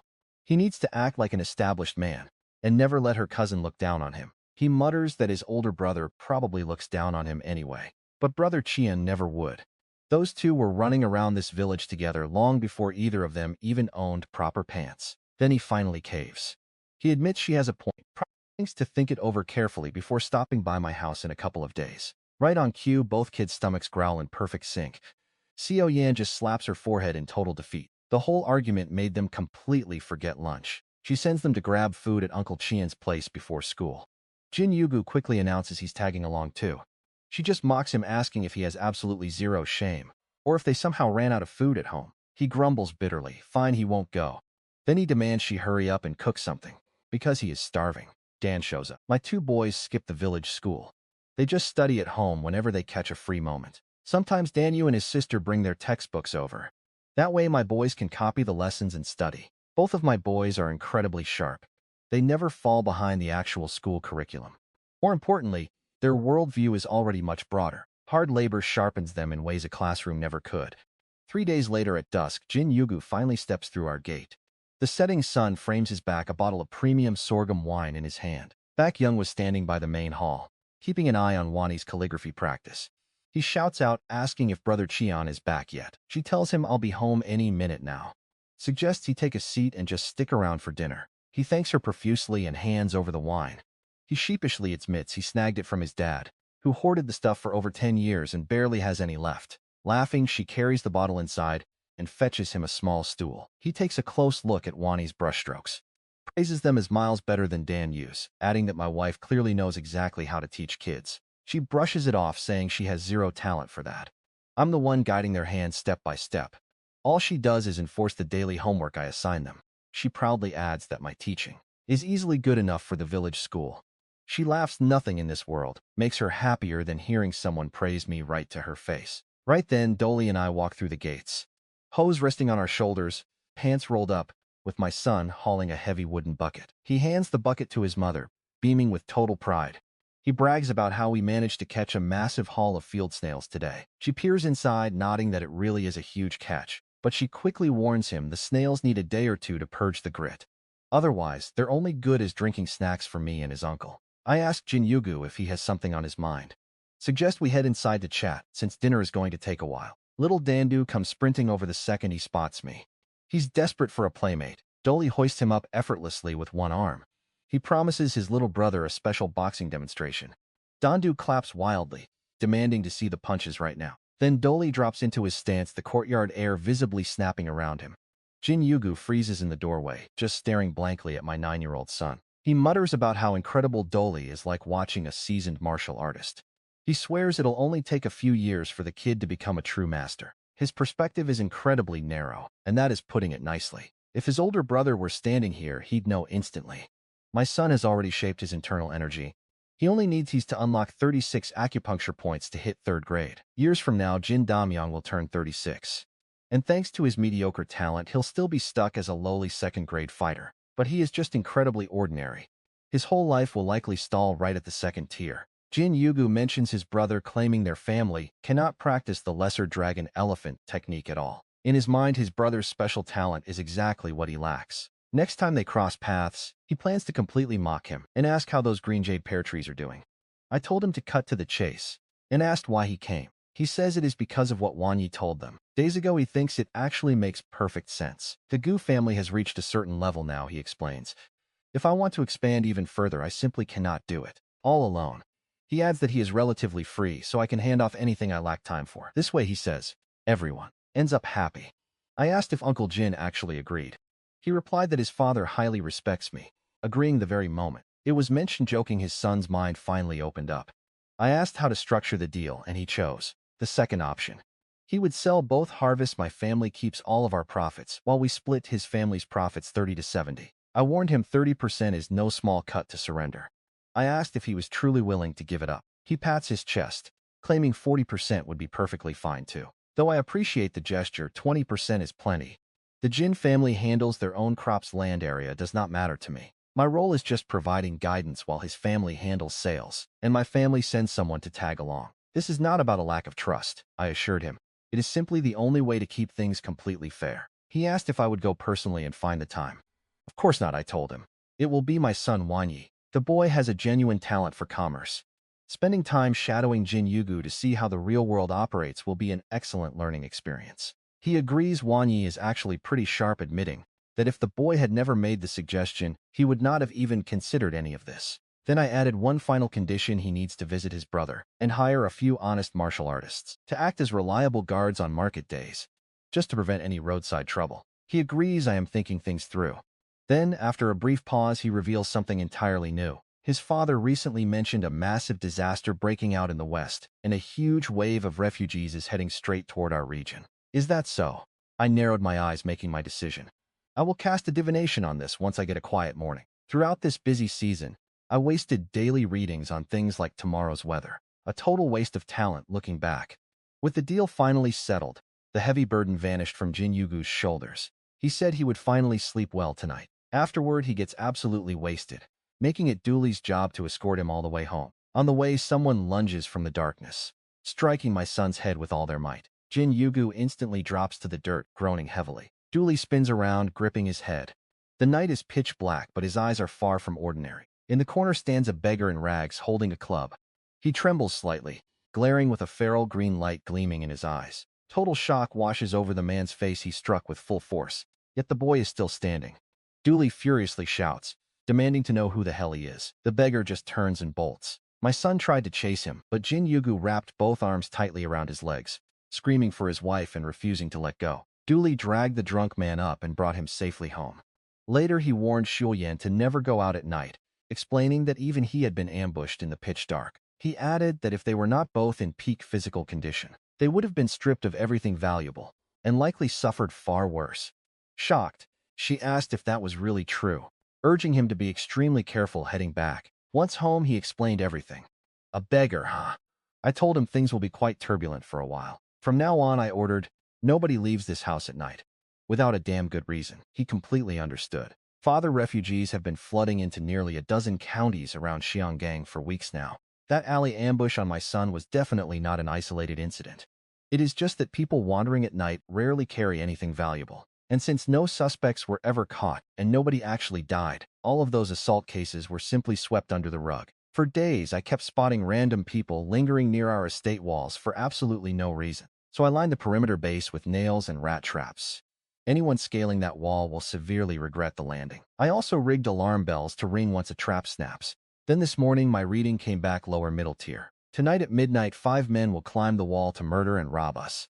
I processed the news as calmly as anyone would. The Seo family holds serious weight inside Dongyu village. And since there is absolutely no shortage of guards protecting the Seo mansion, picking them as a target makes perfect sense. What I really need to know is whether any of them are actual martial artists. Because nails and mouse traps might work against ordinary refugees, but they will never stop a real fighter. So, I spent the entire afternoon building simple crossbows. Once it got dark out, I rigged them right under the roof edges on both sides. One tripwire fires them all. Once the traps were totally set, I took down the alarm bells. I walked my usual patrol today, but my mind was miles away from those fields. I warned my son stone thieves might hit us tonight, just before midnight. Grab your bow, take the roof, watch for a breach, and kill them all. I asked if he was ready. He just asked if this was really happening. I told him if he trusts his father, he needs to follow my instructions to the letter. This threat puts everyone under our roof in serious danger. He asked no further questions. He simply said he understood and would do exactly what I asked, even though he still lacks the raw strength of a third-rate martial artist. But what he actually possesses is a latent divine strength, sharp falcon eyes, and a longbow. Firing down from the dark, that deadly combination is a massive threat even to a second-rate fighter. Then he asked if he should smear poison on the arrowheads. I stared at him, honestly a bit shocked. I asked if doing that might mess with his conscience. His gaze turned razor-sharp. He said anyone threatening our family needs to be dealt with permanently, just so we can completely avoid any nasty blowback later on. I told him to handle it however he saw fit. Night fell. The moon slipped behind heavy clouds, leaving the starlight dim and restless up above. Lying in bed, my blood was boiling hot, yet I just stayed there perfectly still. My wife offered to help ease my tension, but I turned her down. I told her this particular fire had it used tonight, so I needed to save it. She looked totally confused. Her mind almost certainly jumped straight to other women, which was absolutely not the conclusion I wanted.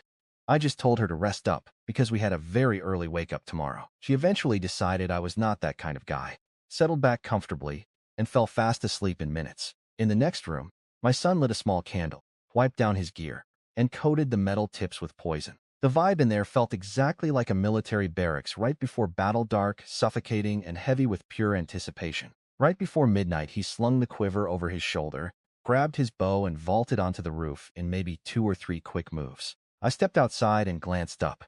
The moonlight was so incredibly dim, he just melted right into the shadows. I grabbed my heavy chopping knife and waited in the pitch black under the roof edges. I waited there like a beast hunting for a one-strike kill. 15 minutes later, they arrived at the far side of the wall. The short guy quietly explained the plan to the rest of the group. He claimed this family carried a famous name, getting rich incredibly fast over just a handful of years. He added that the master was a farming genius who got incredibly lucky with the green jade pear. That rare crop alone brought in net profits easily topping 1,000 ounces every single year. He noted 5 targets: the parents and 3 sons, the oldest barely 9 years old. A huge middle-aged guy wearing hand-woven gray clothes praised his good choice, calling the short man fifth. Then he ordered the rest of them to move extremely fast, leaving absolutely no survivors in the family. Once they grabbed all the cash, they would take their normal route out of Chung County before morning. With refugees swarming everywhere, tracking down specific men later on would be practically impossible. The others just called him boss. All 5 men quickly scaled the wall, their confident movements proving they had pulled this exact job many times before. But clearly, not a single one was a ranked martial artist. A third-rate fighter would have easily cleared a wall that high in 2 quick leaps instead of climbing so slowly. They hit the dirt. 3 of them suddenly stiffened, hissing in pain through clenched teeth. They were desperately trying to stay completely silent. The boss harshly whispered in a low voice, asking if those 3 were actively trying to get the entire crew killed. One guy whispered they just stepped on nails. He told them to stay sharp, threatening to personally deal with the next guy making a sound. They crept forward, blindly feeling their way through the pitch-black dark. Then one tall guy felt something catch his ankle. Instantly, 7 or 8 crossbow bolts fired from under the roof edges at the exact same moment. 2 men dropped dead instantly. One bolt pierced a head, while the other punched straight through a heart. Among the other 3, one was hit in the gut, another in the leg before collapsing, and the third had his entire outer arm completely ripped open. The boss cursed angrily, shouting about an ambush and ordering an immediate retreat. But that was all he managed to get out. Up on that roof, my son had already been holding his longbow at full draw, his eyes locked dead perfectly onto the guy bleeding from the stomach shot. The arrow ripped across the yard, punching right through the man's throat. It burst out his neck and buried deeply into the solid wall behind him. The boss screamed briefly, jerking his eyes toward the roof. At that exact second, the moon slid past the dark clouds, completely lighting up the entire space. Light cascaded from the sky, throwing a shining silver glow right over my son. Looking up, the boss found the totally emotionless face of a little boy. His freezing, piercing glare punched right through the man like a lethal gunshot. He was just a kid. That exact realization completely shattered the man's nerves. My son draws his bow again. The man's exact second, I lunge, crossing the entire distance in one single step. I slam the heavy wood knife down onto his skull with everything I have. He raises his axe just in time to block the strike, but nothing more. The raw force of the impact completely shreds his palm. The axe slips right out of his fingers and crashes into the dirt of my front yard. I twist my wrist in a blur and drag the blade straight across his throat. Instantly, a hot, burning liquid sprays like thick mist all over my chest and face. Right behind me, I hear the sharp snap of one final arrow. It punches straight through the chest of the guy with the bad leg, pinning him hard to the dirt where he fell. He is the last one to die. My boy finally breathes a massive sigh of relief. The tension breaks and he drops down hard onto the roof, completely exhausted. He just stares at his hands. They refuse to stop their violent shaking. He could not hold that bow steady right now, even if I ordered him to. His pale face tells me the whole world is spinning. I leave him alone to catch his breath and start searching through the dead bodies. The leader had some silver on him, and an inner strength manual called Savage Bear Power, and a tiny ceramic bottle holding 6 energy and blood pills. The other 4 guys didn't have a single coin between them, which confirms it. These men bled several wealthy houses dry before hitting mine. I start cleaning up the mess. My son finally snaps out of it and climbs down from the roof to help out. I tell him to drag them all up to the mountain forest for burial. I also tell him to wash the arrows so we can reuse them, but wipe the poison off first. He gives a quick nod. Got it, Dad. The sun rises the next morning like it always does. First order of business, I disarm the traps and mechanisms so nobody trips by accident. Then I head out to the yard with my oldest boy to practice the minor dragon and elephant technique. All our noise ends up waking my wife. She wanders out yawning, throwing a wrap over her shoulders, and asks exactly what time the 2 of us got up. I tell her it is still early and she should go back to bed. But she fires back that she is not lazy. If we are up, she is up. Then she asks about the laundry. I tell her it is in the usual place. She turns back to grab her clothes and a wooden basin, then heads for the square pond. My son drops his voice. You think Mom is going to find out? I tell him we scrubbed the place down. There might be a few faint traces left, but it hardly matters if she spots something. His mother is a practical woman, and more importantly, her husband is standing right here. That calms him down.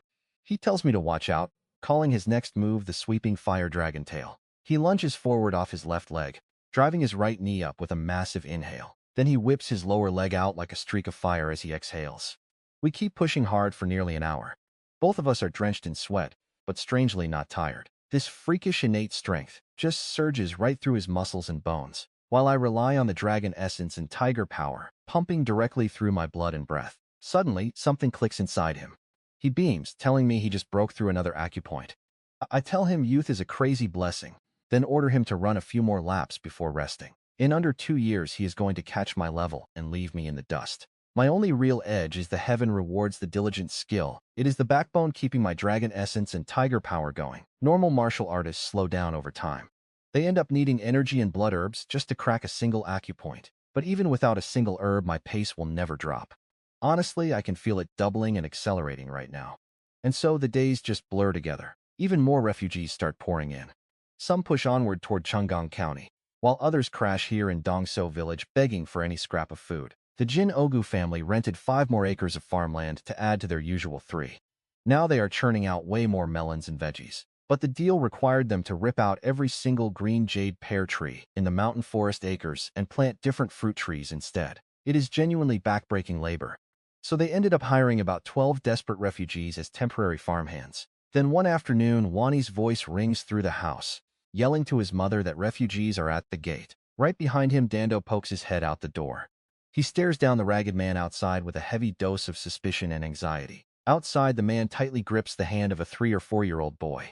The kid is terrifyingly thin, basically a walking skeleton with completely dead, empty eyes. My wife steps out, takes one single look at them, and immediately orders Wani to fetch water and dry rations. The man instantly drops to his knees. He starts slamming his forehead into the dirt so hard you can actually hear the heavy thuds. He keeps calling her a merciful lady, dragging the little boy down to bow with him. She quickly tells him to stop and stand up. He is scaring the poor kid. Hearing that, the man freezes. Wani hurries back out with the food, and the guy starts tearing into it like a starved animal, though he still feeds the boy first. Then Dando remembers something and sprints inside. He comes running back with some crispy pastries I bake for him in my spare time, those soft, sweet ones. He holds his hand out to the boy, telling him his dad made them, and they taste incredibly good. The pale boy takes them. He glances up at the filthy man and does not take a bite until the guy nods. With that first taste, a tiny spark of life finally hits his eyes. I always taught Dandu how important it was to share. He never really cared before. But today, after finally doing it, the kid looked pretty proud of himself. My wife gently patted his head. The truth is, every single commoner in Donggu village envied how well she raised her kids. Once the man devoured the whole loaf. She asked if they were escaping the disaster too. He told her they came from Seo province. A devastating flood hit them, the kind nobody had seen in 100 years. The water swept people away in its path. It crushed homes completely and drowned all the farmland. With no home left, they headed south because they had nowhere else to hide. She asked what they would do now. He just sighed and said they had absolutely nothing. His oldest daughter starved to death on the road. After that, his wife gave up her food rations for them, and she ended up starving too. Then an idea struck him.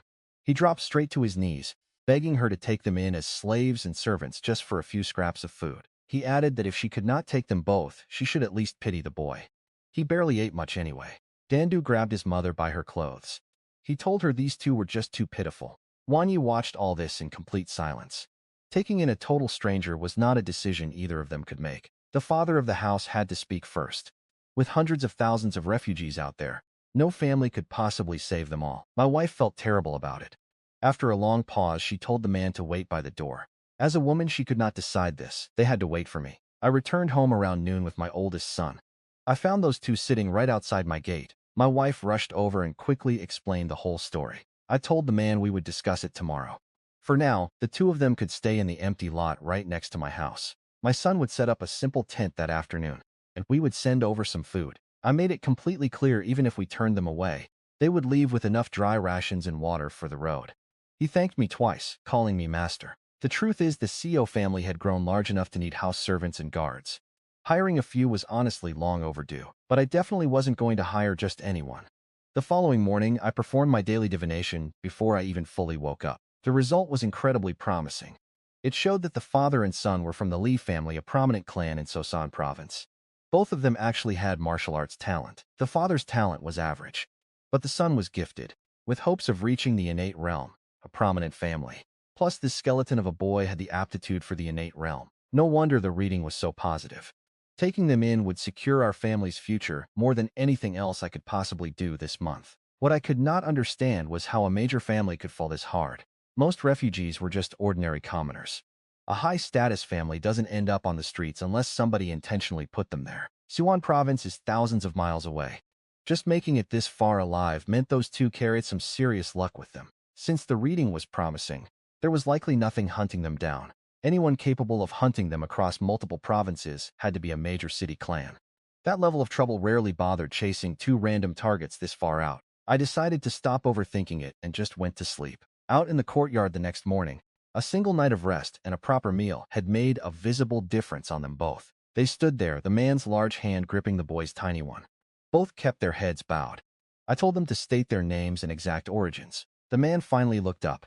He introduced himself as Li Gunbong, 28 years old, and this was his youngest son, Li Ta, turning 4 this year. They had fled from Sosan province. Gunbong and Ta. I told him those names carried real weight. His Li family was definitely not common.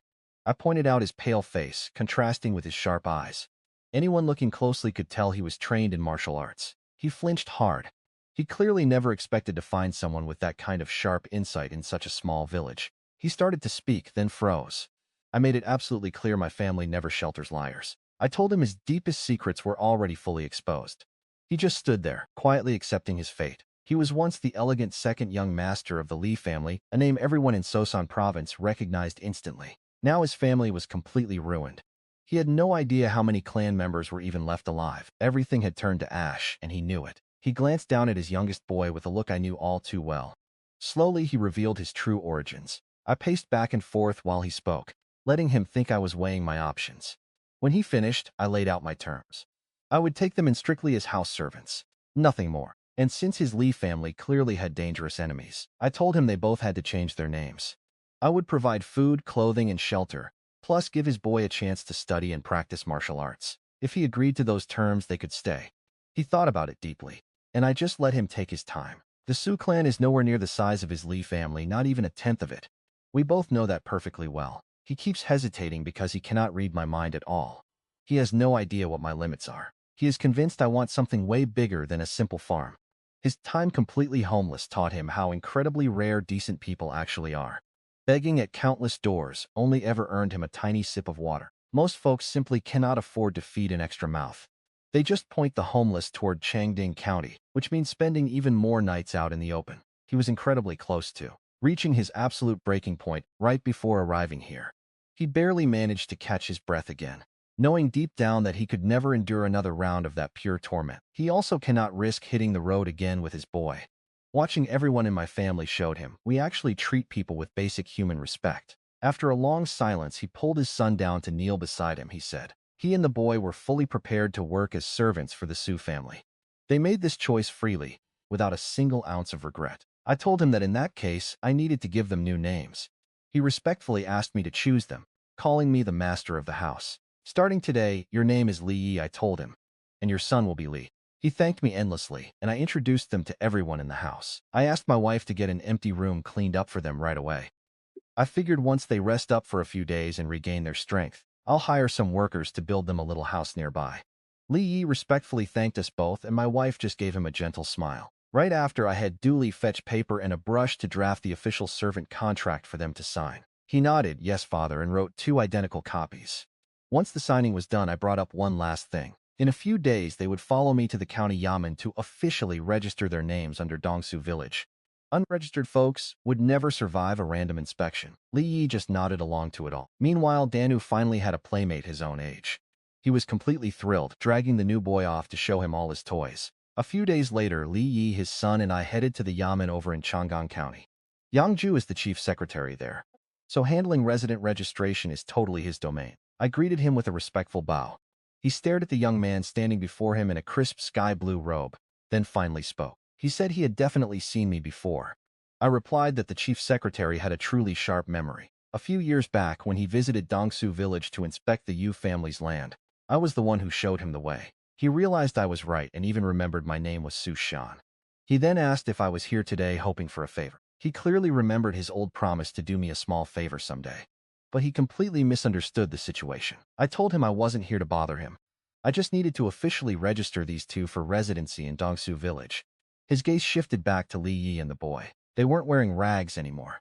Their hair and faces were totally clean. Even though they were still quite thin, they actually had handsome features and stood with real dignity.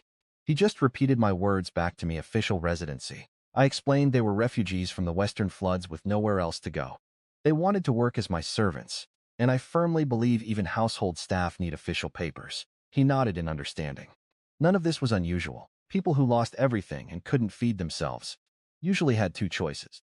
They either begged on the streets or became servants just to survive under someone's strict roof. He didn't press for details. He just turned to Li Yi and asked if they were settling in Dongsu village by their own free will. Li Yi firmly said yes. He replied, "State your names and ages then." Registering an outsider costs 5 ounces of silver per person, which I gladly covered. Once they settled, all their future descendants could be registered for absolutely free. I thanked him warmly for the help and turned to leave.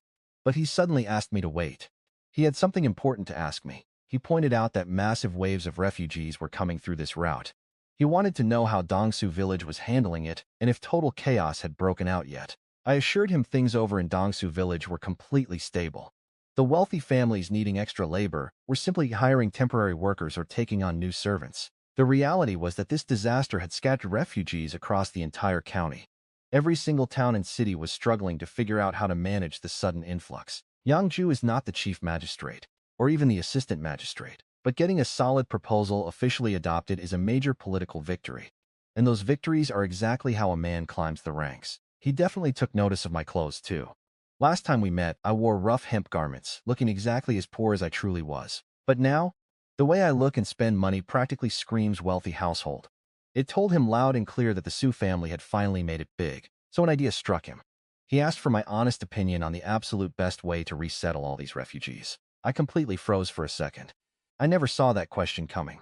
Bureaucrats usually have their own complicated agendas for stuff like this. I put on a perfectly fake worried expression and asked how a humble guy like me could dare offer advice.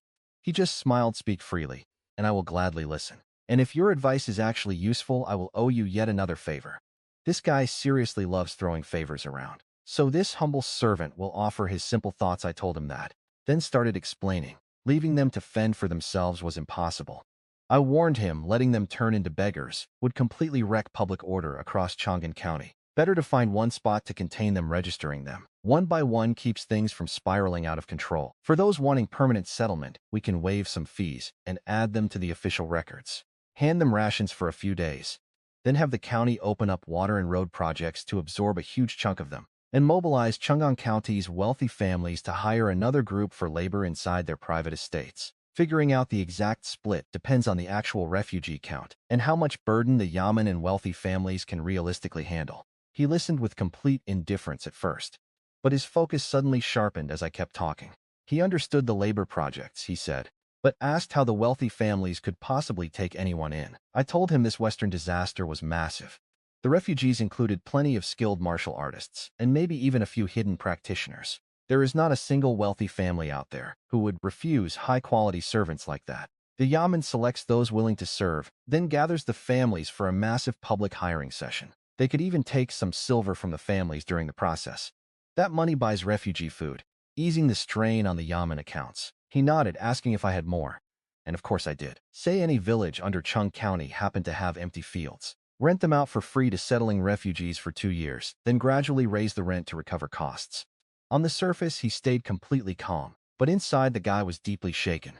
He never expected a commoner to hand over a master plan that blew his horizons wide open. No wonder he watched the family's status climb higher year after year. I added these were just a simple man's naive opinions with lots of fine details buried underneath. Things like sorting honest folks from the rest to award those free fields.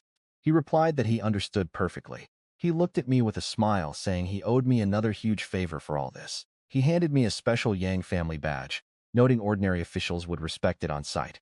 I thanked him, took it without pretending to refuse, and left. His son Li and I returned home by the afternoon. Behind us, Yangju started drafting out that settlement plan in detail. Time moved at its own pace until summer hit. The sun hung in the sky like an oven, scorching everything beneath it. During that period, I took on 3 more servants, all strong young refugees in their 20s. One of them, Junyoung, had a real brain for management. Quick on his feet, he handled all sorts of chores and squashed disputes before they ever escalated. The other 3 all trained in martial arts, every single one of them a seasoned fighter. None of them had unlocked their 36 acupoints. Their families were ordinary, and their days had been stuffed with hard labor. I picked them because all three knew their limits.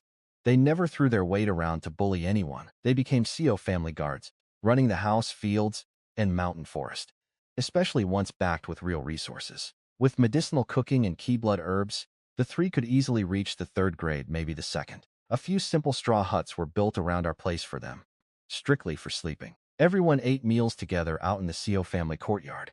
Later, Jinugo sprinted over with a glowing face. The watermelons were ripe, and he wanted a harvest date. This was his very first time running a real business, and it totally showed. I told him I checked the field myself this morning.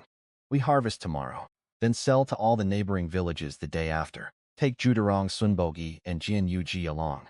Those three have martial skills, so handling 12 grown men wouldn't be a problem for them. That call suited him perfectly.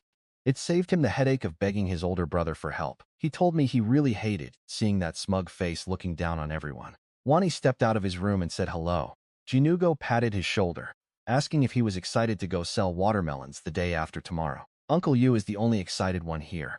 My son told him that deadpan, pointing out it was just watermelons, not some massive dangerous mission. Jinugo asked if that was any way to talk to his uncle, playfully raising a hand to smack him. Wani wasn't sweating it at all. He knew perfectly well it was a joke. Jinugo would never actually discipline him right in front of me. 2 days later, the boy set off. My wife looked incredibly anxious, not wanting to let him go. He was only 7 and would be away for days. When a child leaves home, his mother's heart goes with him. I held her hand and said everything would be fine with Uncle Yugu, Gudirang, and the others around. Gudirang held up his fists. He swore the second young master wouldn't get a scratch, promising to bring him back perfectly safe, exactly as he left us today. Wani assured his mom he was only leaving for a few days. He would be back super soon. She finally sighed and let him go. For this deal, the Seo family takes 35%, while the Jin family gets 65%. Since the watermelons come from their land and their men handle the sales, Dongjiao village already knows the unique taste of our harvest. Before the group even left the village, families bought 2 or 3 to try. Over 100 watermelons sold out in an absolute flash. Then Dandu showed up begging for watermelon because the heat was completely unbearable.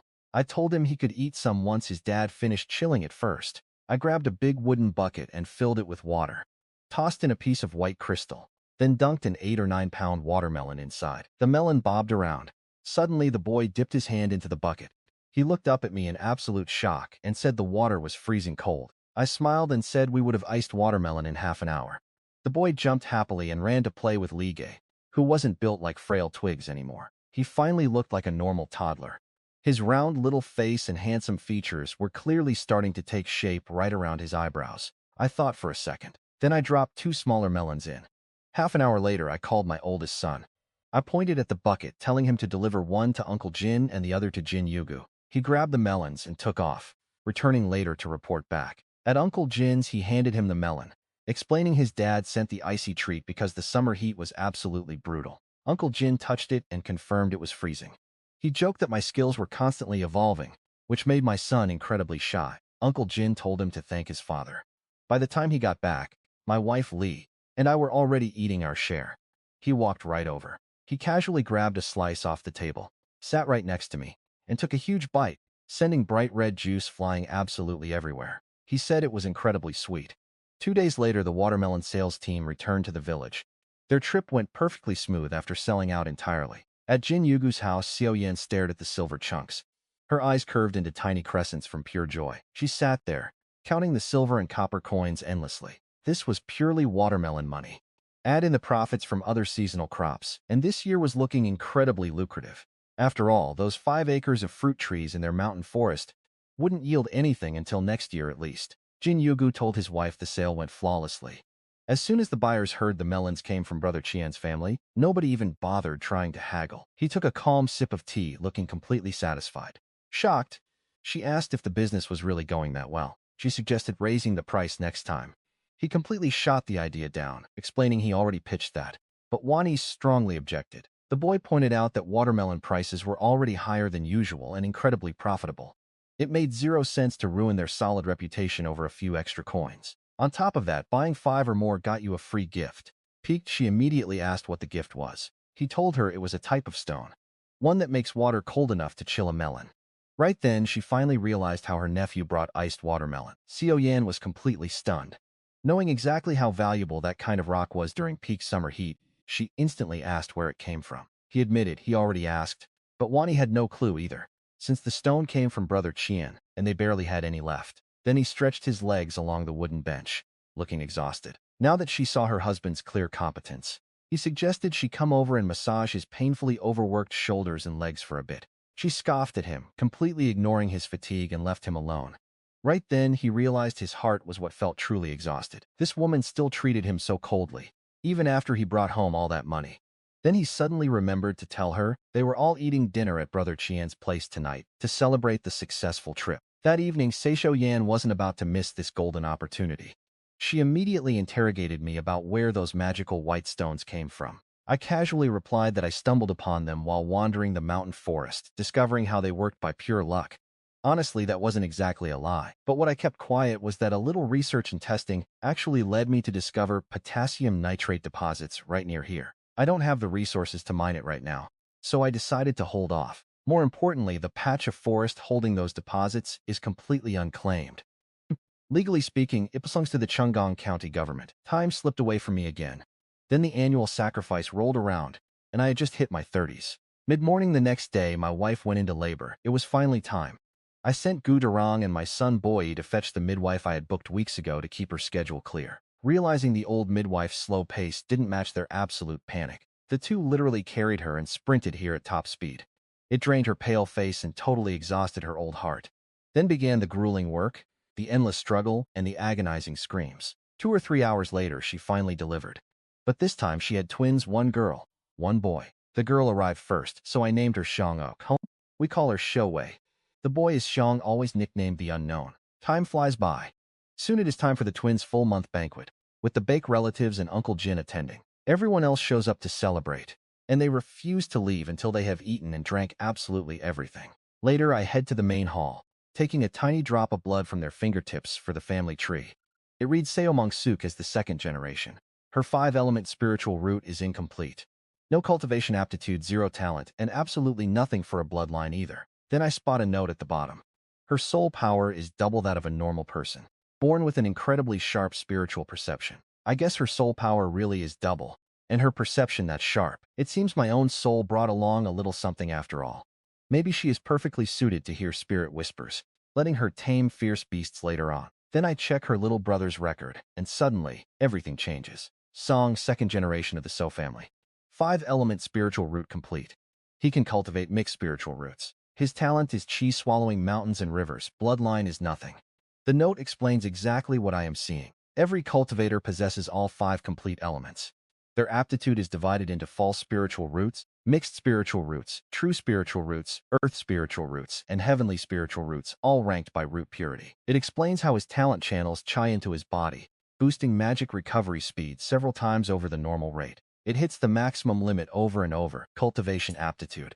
The Seo family finally produced a real cultivator. Starting right from the second generation, there is now a path, however narrow, straight into the cultivation world. Suddenly, a massive wave of something mysterious floods my mind all at once, settling into a perfectly clear shape. It is a classic manual on ascending from mortal to immortal. It goes by the innate 5 elements creation art. The family tree truly awakened the moment my first descendant with cultivation aptitude was born. You can only practice it once you reach the innate realm as a martial artist.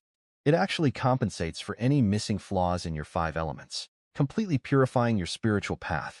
It elevates you all the way, transforming a mere mortal into a true immortal. I stand alone in the main hall, desperately wanting to laugh out loud like a maniac. What this manual actually means is the Seo family will keep birthing cultivators generation after generation, instead of praying for a 1 in 10,000 miracle. Then I catch myself. No, we absolutely cannot draw attention right now. I take a long breath and slowly let it out, feeling my shoulders drop. Sadly, this creation art only unlocks once someone from the second generation hits the innate realm. Starting from the third generation, our family numbers are going to spike dramatically. When we reach that point, I will cherry-pick the absolute best, granting them destiny, talents, and martial techniques. In just 1 minute, I map out this family's entire blueprint for the next 100 years, all of them descending straight from my own bloodline. As generations pass, their numbers will swell so much that treating every single one fairly will be totally impossible. We will need a main branch and sub-branches, a direct lineage and side families. Mong Yan, I think, just staring right at him. I nailed that name perfectly, especially with a destiny talent like chi swallowing mountains and rivers stacked on top. This boy is a flawless cultivation seed. I hoist him high, eyes shining as I smile proudly, but he picks that exact second to pee in a flawless arc that lands with terrifying precision. Out of my 5 kids, this little brat is the very first to pull that off. That takes some seriously impressive courage. I hand him over to his mother and go change. It hits me that this innate 5 elements creation art just completely rewrote my plans for my second son too. Even if it burns through a mountain of resources, one is going to hit the innate realm. Everyone has selfish motives, and I am not pretending otherwise. Whatever happens to my great-grandchildren, way down the line is totally beyond me right now. But for the kids growing up right before my eyes, I want them to live much longer. I truly want them by my side a while longer. So the next morning after training, I tell my oldest son that starting today, he needs to carve out time to teach his younger brother martial arts. When he repeats in total shock, asking if I had not just told him to manage the business, I reply, just tell him I said so. We are definitely not short on martial manuals now. We have the Minor Dragon Elephant Technique, Flood Dragon Fist, Savage Bear Force, and everything Judorong's crew copied. So let him pick any technique he likes. Then I tell my oldest son he really needs to speed things up. Hit the innate realm as soon as possible. Because once he does, his father has a massive opportunity waiting for him. He just says, yes, father. Of course he would never dare go against me. But he hesitates, asking what happens if his brother flat out refuses. If that happens, I can never blame me for shipping him off to the martial arts academy. I told him straight up train hard here at home, and he gets to keep some personal freedom. At the academy, that is absolutely not an option. My eldest son sighs silently. I can read him perfectly, already drafting a mental apology to his brother. After breakfast, I head out to patrol the mountain farmland. I carefully check on the crops and saplings. Then I instruct the veteran hands on how to deal with anything looking slightly off. These days, I rarely have to do any of it myself. In my free time, I find an open spot to practice the lesser dragon and elephant technique. I have opened 32 acupoints. Thanks to my medicated meals, only 4 remain until I hit the 3rd level. This pace will definitely pick up in the arena later. Meanwhile, my second son freezes like a stone. No way. He asks his older brother if I seriously want him doing martial arts. Is this our father's idea? Did he not want me focused on business? His brother replies that father never told him to drop the business. In fact, he almost certainly expects him to balance both. Wan Yi goes completely pale, a look I have never seen on him before. He points out he is already balancing reading and calligraphy. The burden is just getting way too heavy. Danuo wanders over, points a finger, and asks if his second brother ate something rotten because he looks terrible. Wan Yi chases him off, telling him to go play with Li. Scowling, Danuo snaps that he was leaving anyway. He does not need him at all, stomping off angrily toward the main gate. Watching the brat, Wan Yi thinks to himself this kid has no idea how much misery awaits him. Then he turns back, begging man to man, can you not just ask father for a little mercy? His brother deadpans, I already did, but it was totally useless. He adds that judging by father's strict tone, every single descendant of the Seo family will be training in martial arts from now on. Wan Yi admits he is actually pretty jealous of Danuo and Bang Bang. At least Uncle Yugu is not terrifyingly strict like this. Father is doing this for our own good. His brother answers seriously. I know, Wan Yi replies in frustration. I am just complaining. If you actually asked me to swap fathers, I could never do it. He takes a deep breath. A steady resolve settles in his eyes. Speaking up confidently, he says he will train and work hard, even if only to prevent a tiger-like father from having a pathetically weak son. His brother laughs and shakes his head. This is just martial arts, not some bloody battlefield. Why do you look like you are walking to the gallows? Then he fans out several martial arts manuals, telling him to pick one. Wan Yi hesitates. Do you have any recommendations? Father, said the lesser dragon, an elephant technique requires a ton of natural talent. His brother suggests picking the Flood Dragon Fist. Second, Uncle Li trained in it, so he can guide him early on, even if he is no grandmaster. Then Flood Dragon Fist it is. And the two set off to find second Uncle Li. From that exact day onward, an extra person joins the morning drills. Gradually, Zhou Dirong, Sun Bugui, and Jun Yuji start hitting the training grounds too. With the masters working this hard, nobody wants to be the only slacker. The family estate is not huge yet, so they spend most of their time basically idle. That includes Jumeng, who runs occasional errands for my wife or me, handling outside contacts, tracking the finances. He tosses out solid ideas whenever they strike. He clearly sees the massive potential in this household. In his eyes, the absolute best years of his life are still ahead. And just like that, 5 whole years pass. The sun rises over the Shu courtyard. My 2 eldest sons are sparring, while Li Zhou Dirong and I watch from the sidelines. Wan Yi plants his feet in the 8 trigram stance. arms coiling like a dragon crushing a stone pillar. The perfect flood dragon fist opening. This stance is called Sleeping Dragon in the Vast Abyss. Wanyi warns his big brother to be careful. His brother calmly replies, just use your full strength, standing his ground. 5 seasons of autumn and winter have come and gone since my second son started training. My oldest turned 15 this year. He is already nearing my height, and in a few years, he will definitely outgrow me. Wanyi is a full head shorter. But 5 straight years of training through freezing winters and scorching summers have quietly erased his usual reckless impatience. That impulsive spark in his eyes is completely under control now. He is a true fighter. He never neglected reading or calligraphy either, even if they take a back seat to martial arts. As for business, he travels with Jin Yugu after the annual harvest. These days, they transport produce to Qian County, building up the reputation of Shu family goods from Dongwu village season after season.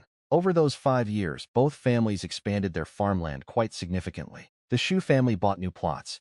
We now own 20 acres of rice paddies, 10 of general farmland, and 13 acres of mountain forest. Somewhere deep inside that forest lies a body of water known as Biwan Pool. The surface is freezing cold, yet it never turns to ice. Dive 100 meters down and keep going. The water gradually turns warm, completely defying nature. Any martial artist diving into that pond would freeze to death in the exact time it takes to brew a cup of tea. Diving to the absolute bottom is incredibly tough. But thanks to that strange trait, I finally found a way to register it all under my name. I went down there once and came right back to the surface. As my training keeps advancing along with the talent backing it, my chi and blood energy grow wildly stronger year after year. I am just a second-rate fighter. But the sheer vitality surging through my blood, it terrifies many first-rate experts. My eldest son also ranks as second-rate with 286 acupoints opened. That puts him 20 points ahead of me, not far from hitting first-rate. A boy reaching the first-rate tier before turning 16? That is usually something only a massive city family backed by a Grand Master could ever produce. He possesses divine strength, and his bones are not fully set yet, making it much easier to open acupoints. Plus, he works hard day and night without slacking. On top of that, he has eaten medicinal food every single day for 5 straight years. That combination explains everything. Ever since we acquired the innate 5 elements formation art, I decided anyone practicing martial arts in this house would eat medicinal meals daily. Anyone born with genuinely rare talent could easily manage without this food. But an average person walking the martial arts path could never do that. Without having medicinal food or the right chi and blood herbs, they inevitably start showing signs of regression. And both options cost real silver. Luckily, this family's ability to earn money is not weak at all, especially with the sudden fortune we took from the boss years ago. There is the green jade pear bringing in reliable cash every year, plus the melons, fruit, and vegetables. Furthermore, the Seo family is now the wealthiest house in the entire Dong Seo village, ranking second only to the Seo estate itself. And if we measure by what actually remains after the year's expenses, we sit comfortably in first place. Outside of my wife Jo Myung and myself, nobody knows. Even my sons only know the surface level. We keep this matter completely quiet inside the village. Every direct member of this family treats others with deep humility. None of them flaunt their influence or act out of sheer arrogance. Jo Dong Sabogi and the rest do exactly the same. Within 5 years, they all married and were eager to have kids. Every single one of those households has already produced a child or two. With their wives and kids here, they properly rooted themselves into Dongseo village and belong to it now. From this moment, nobody just works for themselves. Outside in the courtyard, those two were fighting fiercely. Their palms rise like sharp claws, crossing and tearing while their waists twist to land strikes. It looks like an angry dragon testing its claws, thrashing through water. He nods at me, pointing out that the second young master's flood dragon fist is absolutely no worse than his own. And in half a year, the boy will completely surpass him. Zhou Daryong catches that smug look and asks if he seriously dares compare himself to the second young master. He sharply asks, "How old are you?" And how old is he? By the time the second young master reaches your age, he will already be first-rate. Lai scowls because his own martial talent is totally ordinary, leaving him unable to argue. But what he does have is a prominent family backing him up, and a horizon others can never match. He personally taught Wani, and even with the daily medicinal food support, this pace is genuinely fast. The medicinal food he himself ate in his previous life was far more precious than what this family provides today. Even so, it took him until age 17 or 18 to reach the level Wani is at now. Partly because he slacked off, and after getting married, he cared less. That is why he only recently hit third-rate. He always believed that with his powerful family behind him, his life would flow perfectly smooth. Nobody warned him how quickly a family could drop their support. Wani actually knows how to read. My eldest son, he cannot read at all. and a 15-year-old boy carrying the sheer aura of a martial arts expert is simply not something he can explain. Is it actually possible the eldest young master quietly reached the second-rate tier? He wonders in silence. Because a second-rate fighter at this age is incredibly rare, even among the powerful families in the county town. Looking back at his own Lee family at most, only one or two per generation managed to reach second-rate before turning 15. The eldest son is highly exceptional, and the second is brilliant too. So he quietly starts wondering if the Seo family carries some kind of ancient martial arts bloodline, passed down as an inheritance. He heard some massive city families possess that, making the rise of powerful fighters far more likely to happen. But he keeps that thought to himself. Outside in the yard, Wani charges hard. My eldest son's expression never shifts. He simply crosses his arms over his chest and stops the attack. Then he thrusts his collapsing palm outward, sending my second son flying off the ground. Wani flips over, landing on one knee and skidding 2 or 3 meters before completely stopping. He shouts, riding the reverse scale, and dashes forward low along the dirt. His right fist spirals upward from below, a move specifically designed to attack the lower body. My eldest son smiles quietly, then lifts his robe's edge. He steps back, raising his legs alternately. He reads the entire move in just a few steps. Planting one foot like it grew deep roots, he swings his other leg like an elephant trunk, striking directly at his brother's rising fist. Wani rolls away, getting up totally disheveled. Meanwhile, my oldest son absorbs the strike, standing firm as a mountain before calmly lowering his leg. Jodorong, Sunboy, and Junyuj all cheer wildly. I tell my second son, Wani, your martial arts are completely half-baked. Stop embarrassing yourself in front of your older brother. Then I tell Jodorong to spar him without holding back. He says, understood, family head. He clasps his fist toward me, then faces my oldest son for guidance. Jodorong used to train at a martial arts hall, and he has sparred with countless people in the past, so his combat experience is far beyond my second son's. He doesn't blindly follow the manual. He adapts, aiming every single strike at a vital point to end the fight. Yet none of them actually touch my oldest son. Around others, my son only uses a tiny fraction of his real strength, but his judgment and combat sense equals several men like Jodorong. For 2 years, he has ventured deep into the mountain forests every few days to fight fierce beasts. He comes back every few days hauling animal carcasses. The wolf and fox pelts alone pull in serious money. One time he even brought back a perfect white fox, absolutely no easy feat. A white fox moves like the wind. Even a top-tier martial artist would struggle pretty badly to catch one out in those woods. A pristine white fox pelt sells for hundreds of silver ounces in Chong County. I told him to do whatever he wanted with it. Without a second thought, he had it made into a warm fur coat for his mother. She was so incredibly touched that she could never even bring herself to wear it. Meanwhile, Jodorong quickly became completely powerless against him. I tell them, Sunboy, Junyuj, get in there too. They answer right away, family head. Honestly, they were totally itching for this moment. They rush into the fray before I even finish speaking. 3 guys at once, all martial artists who unlocked over 20 acupoints. Finally, my oldest son feels a real challenge. He boosts his internal energy just slightly. Against 3 opponents, he focuses on dodging and blocking. He weaves right through them, lifting his knees and swinging his arms for protection. When he lands, his toes lightly graze the ground, focusing all his energy into one single point to launch himself powerfully through the group. It looks exactly like a blazing dragon crossing a muddy swamp, flexible and explosive all at once. This movement branches from the minor elephant dragon technique, known as the roaming dragon in the winding swamp. He weaves around for dozens of breaths until a gap opens up. A sharp look flashes in his eyes. He throws a low sweep, knocking 2 off their feet. Riding that momentum, he twists his body and launches himself high into the air. His right leg crashes onto the final man's shoulder like a chopping axe. The strike hits like a massive boulder, forcing Junyuj to buckle onto one knee as heavy beads of sweat pop on his forehead. I tell them, let's stop right here. My son steps back and lets out one quiet exhale, not a single drop of sweat on his face. The 3 men scramble up, clasping their fists to bow respectfully. With genuine admiration in their eyes, they thank the oldest young master for showing mercy. He says they are being way too polite, claiming he just got lucky and barely edged them out. I just nod, totally satisfied with how things played out. Then, a little round-faced girl bounds across the yard, looking just like a porcelain doll. She cheerfully announces that breakfast is finally ready for her dad and brothers. Lee, Jodorong, and the others say they're heading back, so I let them go.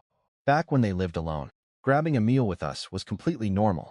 But now that they all have their own homes and kids, sitting at the main family table every single day just isn't proper anymore. Besides, the 5 coins I pay them every month are unmatched in the entire Dongseo village. I say, my little Seafoy.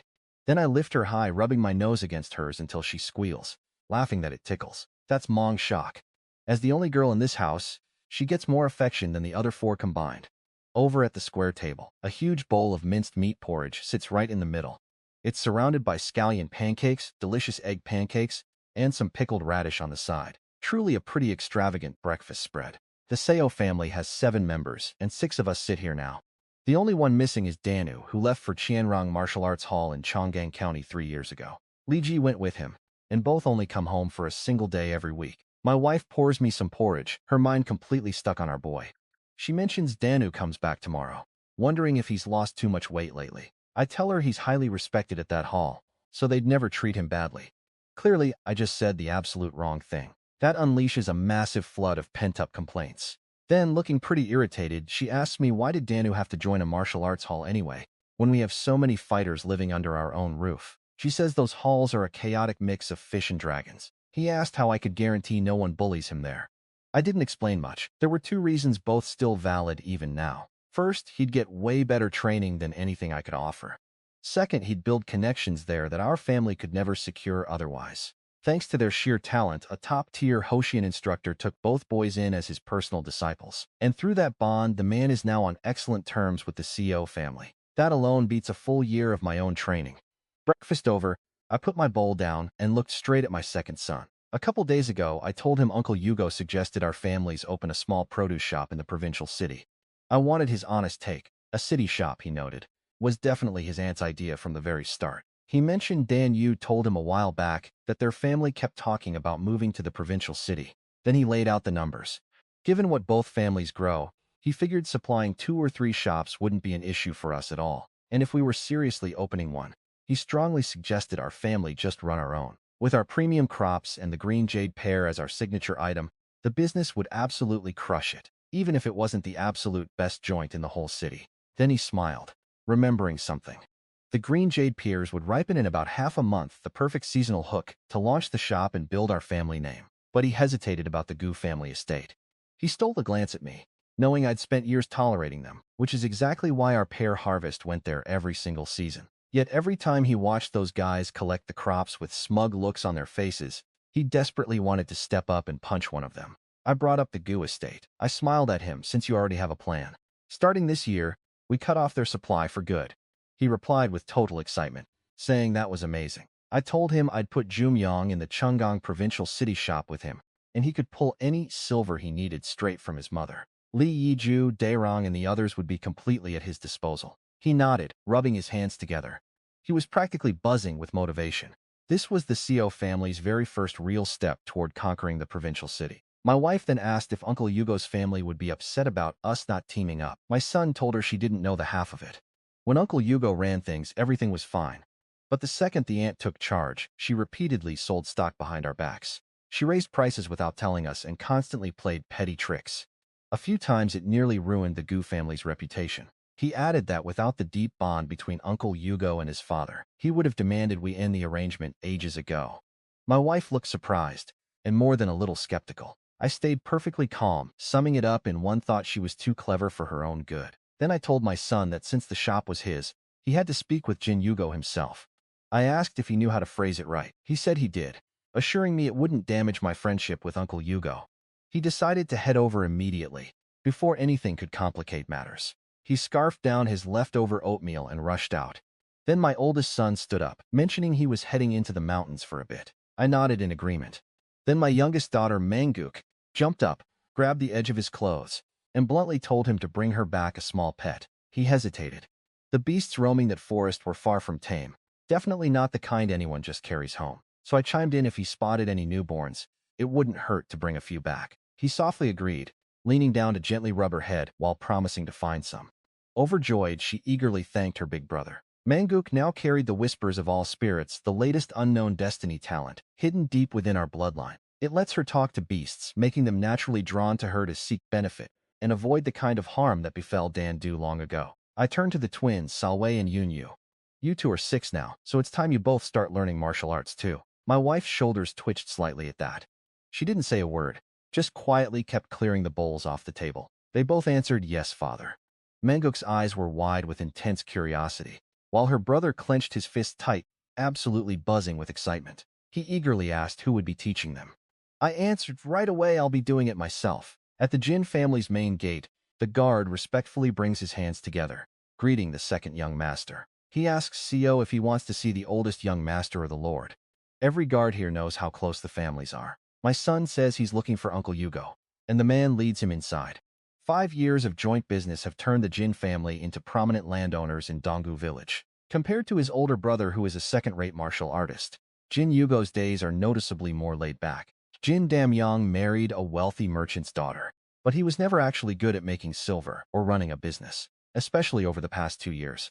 He borrowed massive sums from his dad and father-in-law, calling in every single favor just to secure a guard gig at the Chang'an County Yamen. He skims off the top pretty often, but it barely covers anything.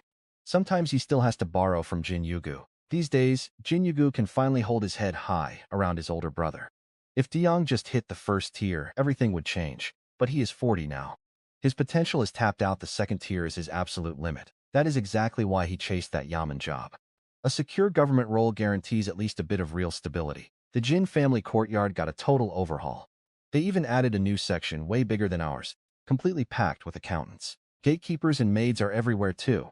The whole place practically screams wealthy landlord. My son takes it all in, walking by thinking Uncle Yugu really knows how to live it up. Just a month or two later, and another osmanthus tree sits right in the rock garden, out front. Jindo was training hard, but stopped instantly when he saw who it was. He smiled, asking about the sudden visit. After my second son picked up martial arts, Dan Yu brought it up to his dad, too. Since Jin Yugu saw the entire Seo family training, he sent him straight to a martial arts school. At the Black Tiger Martial Arts Hall, Jin Diong actually has connections. Being Diong's nephew gets the kid a decent amount of attention, though making it in martial arts still falls entirely on his own sheer effort. Luckily, Jindo has a stubborn grit his father lacks. He wakes up at dawn to train and never stops until midnight. With his family fully backing him without sparing any expense, his strength is almost catching up to my second son. Hitting the third tier within 2 or 3 years is a sure thing. Even reaching the second tier before 30 is a completely reasonable expectation. He calls out, "Hey Wani, it is pretty rare catching you here when I visit. Let's spar a bit. I guarantee I will not lose to you now. Maybe next time," my son replied. He has serious business to discuss with Uncle Yugu, completely brushing past that distant aunt who is barely even fifth-degree family. Anyway, my second son genuinely likes the Jin family vibe, both father and son. But business is business. He sets very clear boundaries because that is exactly how he was raised to operate. Looking for my dad then? Du asked him. Fine by me, but with you being this distracted, I will definitely surpass you sooner or later. Comparing yourself to me means nothing, my son replied. He pointed out his dad forced him to learn martial arts anyway. If you want a real comparison, look at my older brother. Because on the martial arts path, I am nowhere near his level. I am not stupid. Do shot back, I am only comparing myself to you. Seeing the pure satisfaction on his face, my son just gave up, waving a hand and telling him not to let anything derail his training. He followed the gatekeeper straight into the inner courtyard. Wani Jin Yugu called out the second he spotted him, asking about the surprise visit. Genuine joy was written all over his face. He waved the guard off instantly, and the man respectfully clasped his hands before heading back out front. You have something to discuss then, Jin Yugu said, inviting him to the study. Inside, an entire row of shelves sat completely stacked with books. Catching my son staring, he laughed and admitted it was all for show. Your uncle is no scholar, so he just leans into keeping up surface-level appearances. And lately, he says he realizes more and more that Brother Cheon was completely right to make you read and practice calligraphy since childhood, and to never drop it even while learning martial arts. That is the complete opposite of his boy Dan Yu. He threw himself totally into martial arts and probably forgot almost everything he learned back in school. Then he offered some tea, but my son politely declined, since he had just eaten.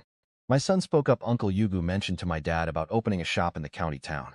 That is right, Jin Yugu replied. So did your dad actually agree? He nodded, explaining his dad was fully on board with the shop idea. Growth in Dongso village had hit a hard ceiling, and the Seo family's future hub definitely belongs in Chang'an County. Really now? Jin Yugu replied, genuine happiness filling his face again. Well then, uncle and nephew should sit right down and organize how to handle this. No need for that, Uncle Yugu, my son said. Jin Yugu stopped his teacup mid-air, giving him a pretty weird look. At 13, almost all the childish softness had vanished from my second son's face, replaced by a striking presence and a heavy dose of sheer self-confidence. Chang'an County is no isolated countryside, he told him. It is mostly packed with high-ranking officials and men of serious status. If our families merge and things somehow go south, We both lose everything we built in a flash. So his suggestion is for our families to separate entirely. You mean we each open our own shop and run it solo? Jin Yugu asked, and my son nodded. Jin Yugu sat back to chew on the idea. Years of grinding made him sharp. He already had his own calculus for business. It is not an impossible idea, he finally said. Chang'an County Town is easily the richest and largest among all neighboring districts, and its produce market is absolutely massive. As long as the two shops are not in the exact same spot, they will not hurt each other's sales. Both can actually scoop up the maximum profit available. My son figured he was halfway there and decided to wrap it up. He told Uncle Ao, let's just settle things right here. My father put the entire weight of the Seo family shop on my shoulders. I have to go start working right away. He added that Chang County hides crouching tigers and hidden dragons, so he really needs to plan this out with extreme care. He excused himself and left. Right as he exited the inner courtyard, Seo Yan walked out of her room and spotted him. She frowned and headed straight to the study. She asked why Wani had come over, and if it was about the town shop. Jin Yugu confirmed it was true. But after thinking it over, he decided they should split up and open their own separate shops. He said we cannot ride the Seo family name forever. She replied that he was not entirely wrong about that, at least for now. He raised a hand, cutting her off right there. He told her to drop it and start planning their own shop instead. She sighed to herself. She finally concluded that the Seo family just did not want to work with them anymore. So be it, she decided. This way they would not have to walk on eggshells anymore, and could do whatever they pleased. Then he asked if they should open up in the East Market or the West Market. The East had elites, while the West was packed with commoners. East Market, obviously, she replied. It is much busier and generates far more profit for my family. My second son asked me that exact same question, but answered it himself first. He suggested the East Market.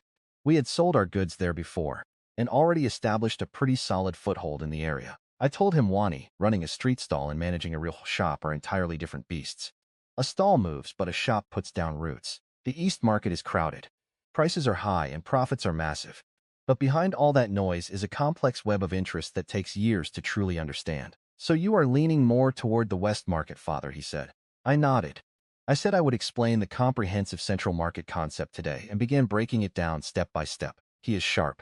He grasped the entire idea before I even finished speaking, and actually started pitching concepts ahead of me. In the West Market, he said, the Gu family could buy produce from independent farmers and just sell it under the Gu name. Our own crops would be labeled as luxury goods and priced much higher, making the distinction obvious to absolutely everyone. For farmers who refuse to sell to us, he added, we could offer cooperative deals as a great alternative. Seo family provides space, takes rent. We use green jade piers as a golden sign to draw attention, he said. Building a famous name is easy, and that name brings in customers. Those buyers will purchase normal fruit too, boosting sales and attracting more farmers. Just like a rolling snowball, he called it. His eyes lit up with that special spark he gets whenever he finds something interesting. He told me flat out he was heading to Chang'an County right now to talk to farmers and pick a site, and would be gone for days. I told him to go ahead. Take Junyang Judarong and the rest. And remember to prioritize stability, because a few good deals beat a ton of bad ones. Yes, father, he replied. He went to his mother for several thousand ounces in silver notes, then left for the county town with his men that very evening. Broken Tooth Mountain stands tall amid rows of green peaks entirely wrapped in thick mist. The mountain rises thousands of feet into the sky. It gets its name from a split peak, looking exactly like teeth bitten off by something massive. From far enough away, it looks like a fierce ancient beast quietly crouching in a vast sea of mysterious clouds. All the surrounding villages live on its lower slopes. Even though commoners constantly clear more forest, altogether they have only carved out a tiny fraction of it. Deep inside, wild beasts roam in massive packs. Even a first-rate martial artist would not dare cross it completely. Rumors say that true, intelligent Yao beasts actually live deep down in those woods. Right now, a phantom in a dark azure outfit was moving through the trees with a monkey's agility. Every time he shifts his position, a flock of birds takes flight. That is my eldest son, carrying 2 crossed bows on his back. One is a massive black iron bow made just for him. It takes over 1,000 pounds of force to string, and over 3,000 to fully draw it. Only a first-rate martial artist could ever fully draw it using pure physical strength alone, and only a peak Hudian martial artist with fully connected acupoints could use it comfortably. The arrows from this bow chase the clouds in lightning. Even a newly advanced innate martial artist could be severely injured if caught off guard by its shot. The other is a standard pine longbow, basic but plenty strong enough to fend off tigers and wolves. He only brings out the black iron bow for strange beasts. His current spot is 12 miles from the outer forest edges, where the commoners work. Village hunters never go this deep. He moved a few more times until he found the mark he carved into a tree trunk, last time the Seo family symbol. Carved deep into the wood, its lines flowed smoothly, just like a living snake and dragon. There is a real soul in that. I make every kid in this family practice calligraphy daily until they turn 15. 10 straight years of that is a pretty long haul for something beyond just writing. Calligraphy actually sharpens the heart too. My boy only just figured that out. I think his respect for his father shot way up once it finally clicked. He still writes constantly, keeping his ambition right where he can clearly see it. As for that little requested animal, he decided to look for it on his way back. He pushed deep into the forest fast. Moving through the canopy was way safer than sticking to the ground. Suddenly, a fist-sized object shot straight at his head from nowhere with a sharp whistle. He twisted his waist, letting the object fly past. But that mid-air ambush ruined his momentum, forcing him straight down to the dirt. He looked up. A massive white monkey with a red face sat on a branch dozens of meters high, baring its fangs and bouncing around just to mock him. That is one huge monkey, he thought to himself. His eyes narrowed. He had never actually seen this species before. That arm alone packed at least 1,000 pounds of raw force. An ordinary hunter would have his skull completely split on the very first strike. Looking incredibly annoyed, the monkey chucked a second round black object right at him. He dodged it just as easily. Suddenly curious, he walked over quietly and picked it up. It was a weirdly solid fruit. Squeezing it felt like pressing into bare rock, catching him completely off guard. He decided to take it home for his dad to inspect. Then he grabbed a small pebble and whipped it straight upwards. That monkey was agile, but the young man's pitch was faster than anything the beast had ever faced. The monkey scrambled to dodge but just wasn't fast enough. The pebble ripped through its waist, spraying a thick mist of blood. Howling in agony, the monkey clutched the wound and stared back at him with something totally new in its eyes, pure fear. It let out 2 more noises packed with pure resentment, then quickly bolted away through the trees. Consider yourself lucky, he thought. If that beast had attacked again, he would have killed it. He found the other black fruit, shoved it into his bag, and kept moving. He didn't come down here just to hunt, since that would have completely distracted him from doing anything else. After all, he could find prey at almost any moment. What he really wanted were the unusual beasts. He needed to sharpen his skills against tigers and giant bears, monsters whose raw physical strength easily overpowered even first-rate martial artists. Still, wild beasts were just wild beasts. Unless they swarmed you, they could never really match a true martial artist. Even a third-rate fighter could take one down with a solid weapon, good footwork, and a decent plan. What my boy wants is bare-handed close combat, because that really hardens a man. Right then, the entire scene opened up before him. A pale blue lake appeared, light dancing on its surface, surrounded by lush green grass. Across the water stood a tiger easily over half the height of a grown man. Its coat was brownish yellow, with thick black stripes covering its limbs. Its massive tail was banded with black rings, finishing in a dark tip. Every single detail of its massive frame screamed absolute power. His eyes narrowed. When the tiger turned its head, he clearly saw the king's mark etched onto its forehead. It held a huge horned deer between its jaws, slowly dragging it into the trees. What a tiger, he thought. It looked way heavier and stronger than any beast he had ever faced. He started tracking it in total silence. It didn't take long. He reached the foot of a low hill. The rock face was so sheer it looked perfectly cleaved by a single sword strike. Thick creeping vines completely covered the rocks, blooming with massive, weirdly shaped flowers. Right at the base sat a cave, clearly the tiger's den. The young man crept closer, but the tiger's ears twitched instantly. Dropping the deer, it turned around, locking those massive, sharp amber eyes straight onto the young man. He dropped his longbow, his quiver, and everything else he carried. Laughing out loud, he leaped and slammed both fists down hard. The tiger lunged right back at him, swinging its heavy front paw. Fist smashed into claw. The impact threw both man and beast backward with perfectly equal force. What absolute fierce power, he said with a grin. Your average tiger weighs just over 2,000 pounds, capping out at around 3,000. But this monster just packed over 4,000 pounds of force into a single strike. That's enough to leave a massive bear completely reeling. Come at me again, he yelled, blood actually boiling with pure thrill.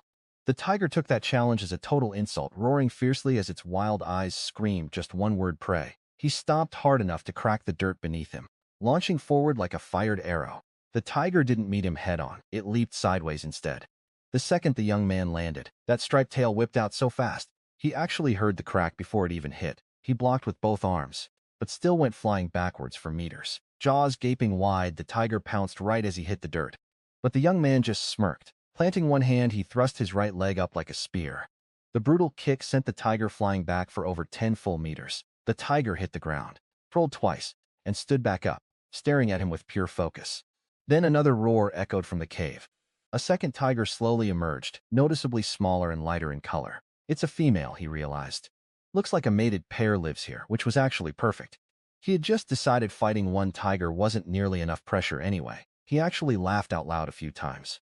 Because until now, he was only using raw physical muscle. He could have easily played with the male tiger using his internal energy and combat skills.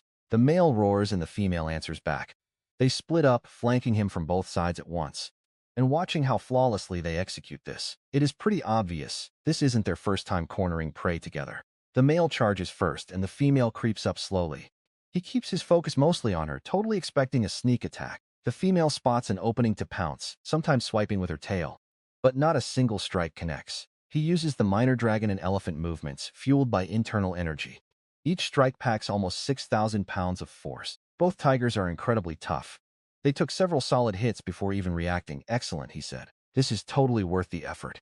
He completely stops holding back, unleashing his fast footwork and combat skills without retreating. The wind from his fists whistles hard. Punches tearing the air echo across that entirely empty space. In the time it takes to brew a cup of tea, he crushed both tigers to death with his bare hands. In the end, he didn't hold back. This is Earth's oldest struggle, offering only one path. If he couldn't match them, he'd be the body lying on that grass.